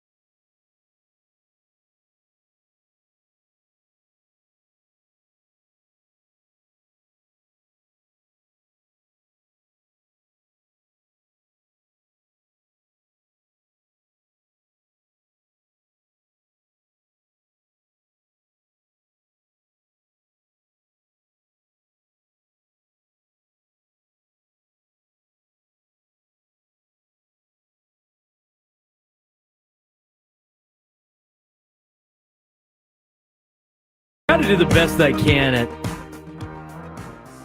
informing everybody, all the Padres fans out there, about everybody else in baseball to an extent that I can. And so there's people in the chat. The chat is just eating itself right now. And not the Buffalo. They're not eating wings. No, they've gone away from the wings and the loving of the wings. It's been like self-inflicting wounds in the chat. They're throwing haymakers back and forth. This player would never be on a contending team. This player would never be on a contending team. These players would never be on a contending team. That's funny you asked, actually. I just feel like sometimes we get so laser focused on the San Diego Padres that we don't pay attention to what's going on in other parts of Major League Baseball. I want to mention, let's look at the New York Mets for a second. Let's look at the New York Mets. The New York Mets are the first team to 20 wins in Major League Baseball. They currently have the best record in Major League Baseball. I don't necessarily know if they're the best team or not, but they're a contending team. I think it's hard to say that they're not a contending team. 20 wins in Major League Baseball. Best record in the sport. Well, Connor Joe would never be on a contending team. Neither would Jason Hayward. Neither would... Who else did this guy say? He had a list. Yuli, Maldonado, Hayward, Connor Joe, Tyler Wade. None of them would be on an actual competitive team's 40-man roster. Let's just talk about a 40-man roster. Let's see what we got here. Let's look at the New York Mets.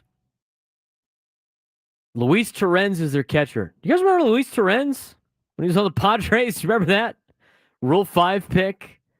He's had a decent season. He's performing better than the catchers here. Their catching situation is Luis Torrens and currently Hayden Senger. Francisco Alvarez has been banged up due to injuries, so he's missed some time. He's only played in 14 games. He's only had 14 plate appearances, played in 3 games. So he's off the roster. And now you have Luis Torrens and Hayden Senger. How many people in the chat know who Hayden Senger is? Raise the hands. You know who Hayden Senger is? Hayden Senger's hitting $179 for the New York Mets. Oh, but Martín Maldonado wouldn't be on any contending team. Mets have Hayden Senger, a 28-year-old backstop with a 179 average. Well, they wouldn't have any of these other guys, too, like Jason Hayward. Well, it's funny you say that. They have Tyrone Taylor in their starting lineup. Tyrone Taylor, a 31-year-old center fielder with a negative WAR, who's hitting a $178 with a 467 OPS. He is qualified to look like the starting center fielder for the Mets. His OPS plus is 35. It's 35. Oh, but, Jason Hayward would never be on a contending team. This is a contending team.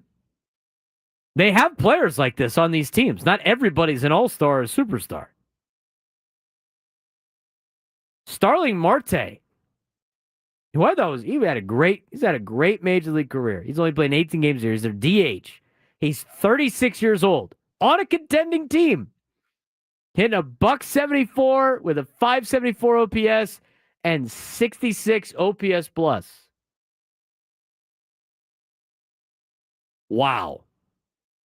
Yeah, Jason Hayward would never be on a contending team. Starling Marte's on a contending team. Does anybody pay attention to anybody else in baseball? Or are we just so blinders on to one team here? I mean, come on, man. Not every team is phenomenal. Dare I look at the Los Angeles Dodgers are the best team ever assembled in Major League Baseball history that we keep talking about? The Los Angeles Dodgers. The Los Angeles Dodgers employ guys like Kike Hernandez. Kike Hernandez. He did well for them in the playoffs last year. But they have Kike Hernandez on their team. Kike freaking Hernandez, who's batting a .155 and has an 81 OPS plus. Oh, God forbid. These guys would never have these players. They employ Max Muncy. Max Muncy has a 59 OPS plus right now, batting 188. They employ guys like Michael Conforto. Michael Conforto, negative WAR, 32 years old, 169 batting average, 592 OPS, 71 OPS plus. This is the greatest roster ever built in the history of mankind for Major League Baseball, and they employ guys like Max Muncy, Michael Conforto, and Kike freaking Hernandez. What are we talking about? Austin Barnes still gets a paycheck from the Los Angeles Dodgers. Austin freaking Barnes, who hasn't hit his weight in about 15 years. But he's on the team because he catches Clayton Kershaw. Come on, man.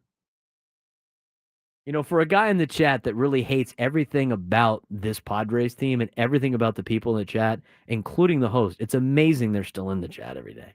It's amazing. But if you're going to put together just BS comments in the chat just to pop off, come back with some actual factual evidence about some of these players. Are they the best? No. There's not all-stars to go around to every single team, my guy. We just looked at two of the other teams. I want to take a look at San Francisco Giants. Take a look at the San Francisco Giants. While we're at it, let's look at the Giants. I do want to preview the Giants series. We have time, but I'm reading some of these comments. Would you rather have Maldonado and Diaz than Austin Barnes? I mean, it's basically the same player. It's basically the same player. Giants employ guys like Lamont Wade Jr. And I'm sure I'll speak these guys into existence of having a really good series this week, so I don't really want to do that. But Lamont Wade Jr. is a 31-year-old first baseman that's hitting a .110 with a 35 OPS plus. Their catcher, their everyday starting catcher, is Patrick Bailey. 26 years old, negative WAR. He's hitting 164 with a 34 OPS plus. Again, there's not a lot of catchers out there that are really good hitters and really good backstops. They're unicorns. That's why you got to wait for Ethan Salas to come up. Willie Adames, performing worse than Xander Bogaerts, negative 0.8 WAR, a 202 batting average, a 59 OPS plus. This team's in first place. Who else do the Giants have? You got a backup player in Luis Matos hitting .158, 27 OPS plus. Sam Huff, backup catcher, 87 OPS plus, hitting .214. Casey Schmidt from San Diego. He's played only 8 games this year. He's in a .174. This is the first place San Francisco Giants. So again, I mean, roster construction. Most of the good players of the Padres right now are on the injured list. These are role players. And most role players are not very good because if they were worth an S, they'd be starting somewhere else. That actually comes back to a quote we used to have from one of our coaches when I played high school football that he got when he played at Texas Southern. Coach Mack at Texas Southern, when he played at Texas Southern, they'd be watching tape of other teams. He watched players play really well. He's at Texas Southern. And it'd be going like, man, this guy's really good. Players would start freaking out. This guy on tape looks really good. I don't know. How are we going to stop this guy? And the coach every single time would go, if he was worth a bleep, he'd be playing at Nebraska. Well, if the bench players were worth an S, they'd be starting somewhere else in Major League Baseball. Your bench guys are what they are. They're bench guys. They're role players. They'll play every once in a while. They'll help fill in. But they're not going to be all-stars. There's not a lot of teams that have all-stars on the bench. And if they are or were all-stars, it's because they were all-stars and they're aging veterans. You're not going to have the perfect roster. I don't know how many times we had people would just be in the chat being like, oh, got to bring up Tirso and Ellis. Got to bring up Tirso and Ellis. Got to bring up Tirso and Ellis. He has looked overmatched, but you've given him 18 at-bats, which is not a big sample size, and all of a sudden, got to get rid of this guy, got to get rid of this guy, got to get rid of this guy. I mean, come on. You're trying to find different pieces to put together to fill out a good roster. And a lot of it usually is very top heavy. There's not a lot of teams that have like positive WAR players on their bench.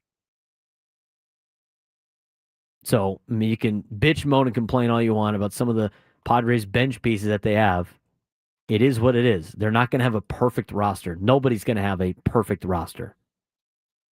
And most of the players on the Padres, as I pull up their roster again, with positive and negative WAR, the ones that have negative WAR are a lot of players that probably shouldn't be playing every day. In fact, if you look at the Padres starting lineup, they have 3 players that are listed as negative WAR. One's Iglesias, that shouldn't be an everyday player. You gave him a minor league contract. One's Jason Hayward, which is kind of expected. And the other one is your defensive-only position player in Martin Maldonado. Everybody else that's a negative WAR are players that should not be starting every day. To the whole, like, they got 9 players with negative WAR. Elias Diaz, you already said your catching position is going to be a defensive-only position. I know WAR involves defense, but you're not going to get a high positive WAR from your catching situation, which, again, you're waiting for Ethan Salas to come up. You're not going to find a solution. And most catchers are not high WAR players. The ones that are unicorns. That's why teams hang on to them. And Adley Rutschman's off to a rough start. But it's the Adley Rutschmans, it's the Perez's of the world, it's the JT Realmutos, and he's not even having that great of a year. Oscar Gonzalez. Did you bring in Oscar Gonzalez to be an everyday starting outfielder? No, you didn't. That's the guy's got a negative WAR. He's in 256. Yuli Gurriel. He probably isn't going to be on the team much longer anyway. Tirso Ornelas, Connor Joe, Mason McCoy. These are all players that are not everyday players. Getting irritated with this guy in the chat. It's just zero knowledge whatsoever. I shouldn't get irritated about it, but it's just dumb comments after dumb comments. Now he's getting all personal in the chat. Come on, buddy. Be better, dude. It's 1:50 on a Tuesday. Get back to work. 833-288-0973, 833-288-0973. Here's what we got on the Padres-Giants series coming up this week. Giants winners of 7 of the last 10. Just took a series from the reigning champion Texas Rangers, who gift-wrapped them the game on Sunday. Gift-wrapped. Little League home run. Little League home run to win the game. I mean, Giants are getting a lot of things go their way. But where the Padres are at in terms of roster right now, it's going to be tough. Hopefully Luis Arraez makes a difference. Plus 28 run differential, 6th best in Major League Baseball. Padres 17-11, 3rd in the NL West. Only a game and a half out of first place. Swept over the weekend, losers of 7 of 9, plus 23 run differential, 7th best in baseball. Lineup is in a free fall outside of Fernando Tatis Jr. That's where you're trending. Giants are going this way. Padres are currently going this way. Pitching matchups this week. Logan Webb is tonight against Nick Pivetta. He is the Giants' ace, Logan Webb, 3-1 with a 1.98 ERA, 2023 NL Cy Young runner-up, dominant strikeout rate, solid but beatable versus San Diego in 2023 at a 3.91 ERA against the Padres. Nick Pivetta, 4-1, 1.20 ERA, probably the best signing of the offseason so far for the San Diego Padres. He has dominated Petco Park with a 0.45 ERA at home. Giants have not seen him since 2019, and he has surprising ace-like form this year, which sets up perfectly for the series because you got your best 2 pitchers going with Michael King going tomorrow. He's going against Landon Rook of San Francisco, 2-1 with a 4.56 ERA. Uneven sophomore season, handled Padres well in 2023 with 5 shutout innings in September. Michael King, 3-1 with a 2.18 ERA. Very crafty and efficient, as you guys know. Dominated the Giants in 2023 with a 1.59 ERA, 18 strikeouts, and 17 innings pitched. Needs run support. Padres lost his last 2 starts. Trends and stats. Batting averages for the Giants, 229, 22nd in baseball. Bullpen ERA, 2nd best in Major League Baseball with a 2.30 ERA. OPS leaders, Wilmer Flores, Elliot Ramos, and then everybody else has been basically cold for the Giants. They're winning on their pitching. As for the Padres, their team batting average in the last 9 games is .208, and without Fernando Tatis Jr., it's a .189. Bogaerts, no home runs, no RBI since April 8th. Machado, .419 OPS of the last 9 games. Sheets, 1-for-19 stretch. Both teams not necessarily swinging the bat all particularly well. Both teams elite pitching. Bullpen's going to be fun to watch the next 2 days. That'll do it for me. I'll talk to you guys tomorrow live from the loft till about 12 o'clock. Coming up next, Tony Gwynn Jr., Chris Ella, Matt Scraby, Gwynn and Chris, San Diego's number one sports station, 97.3.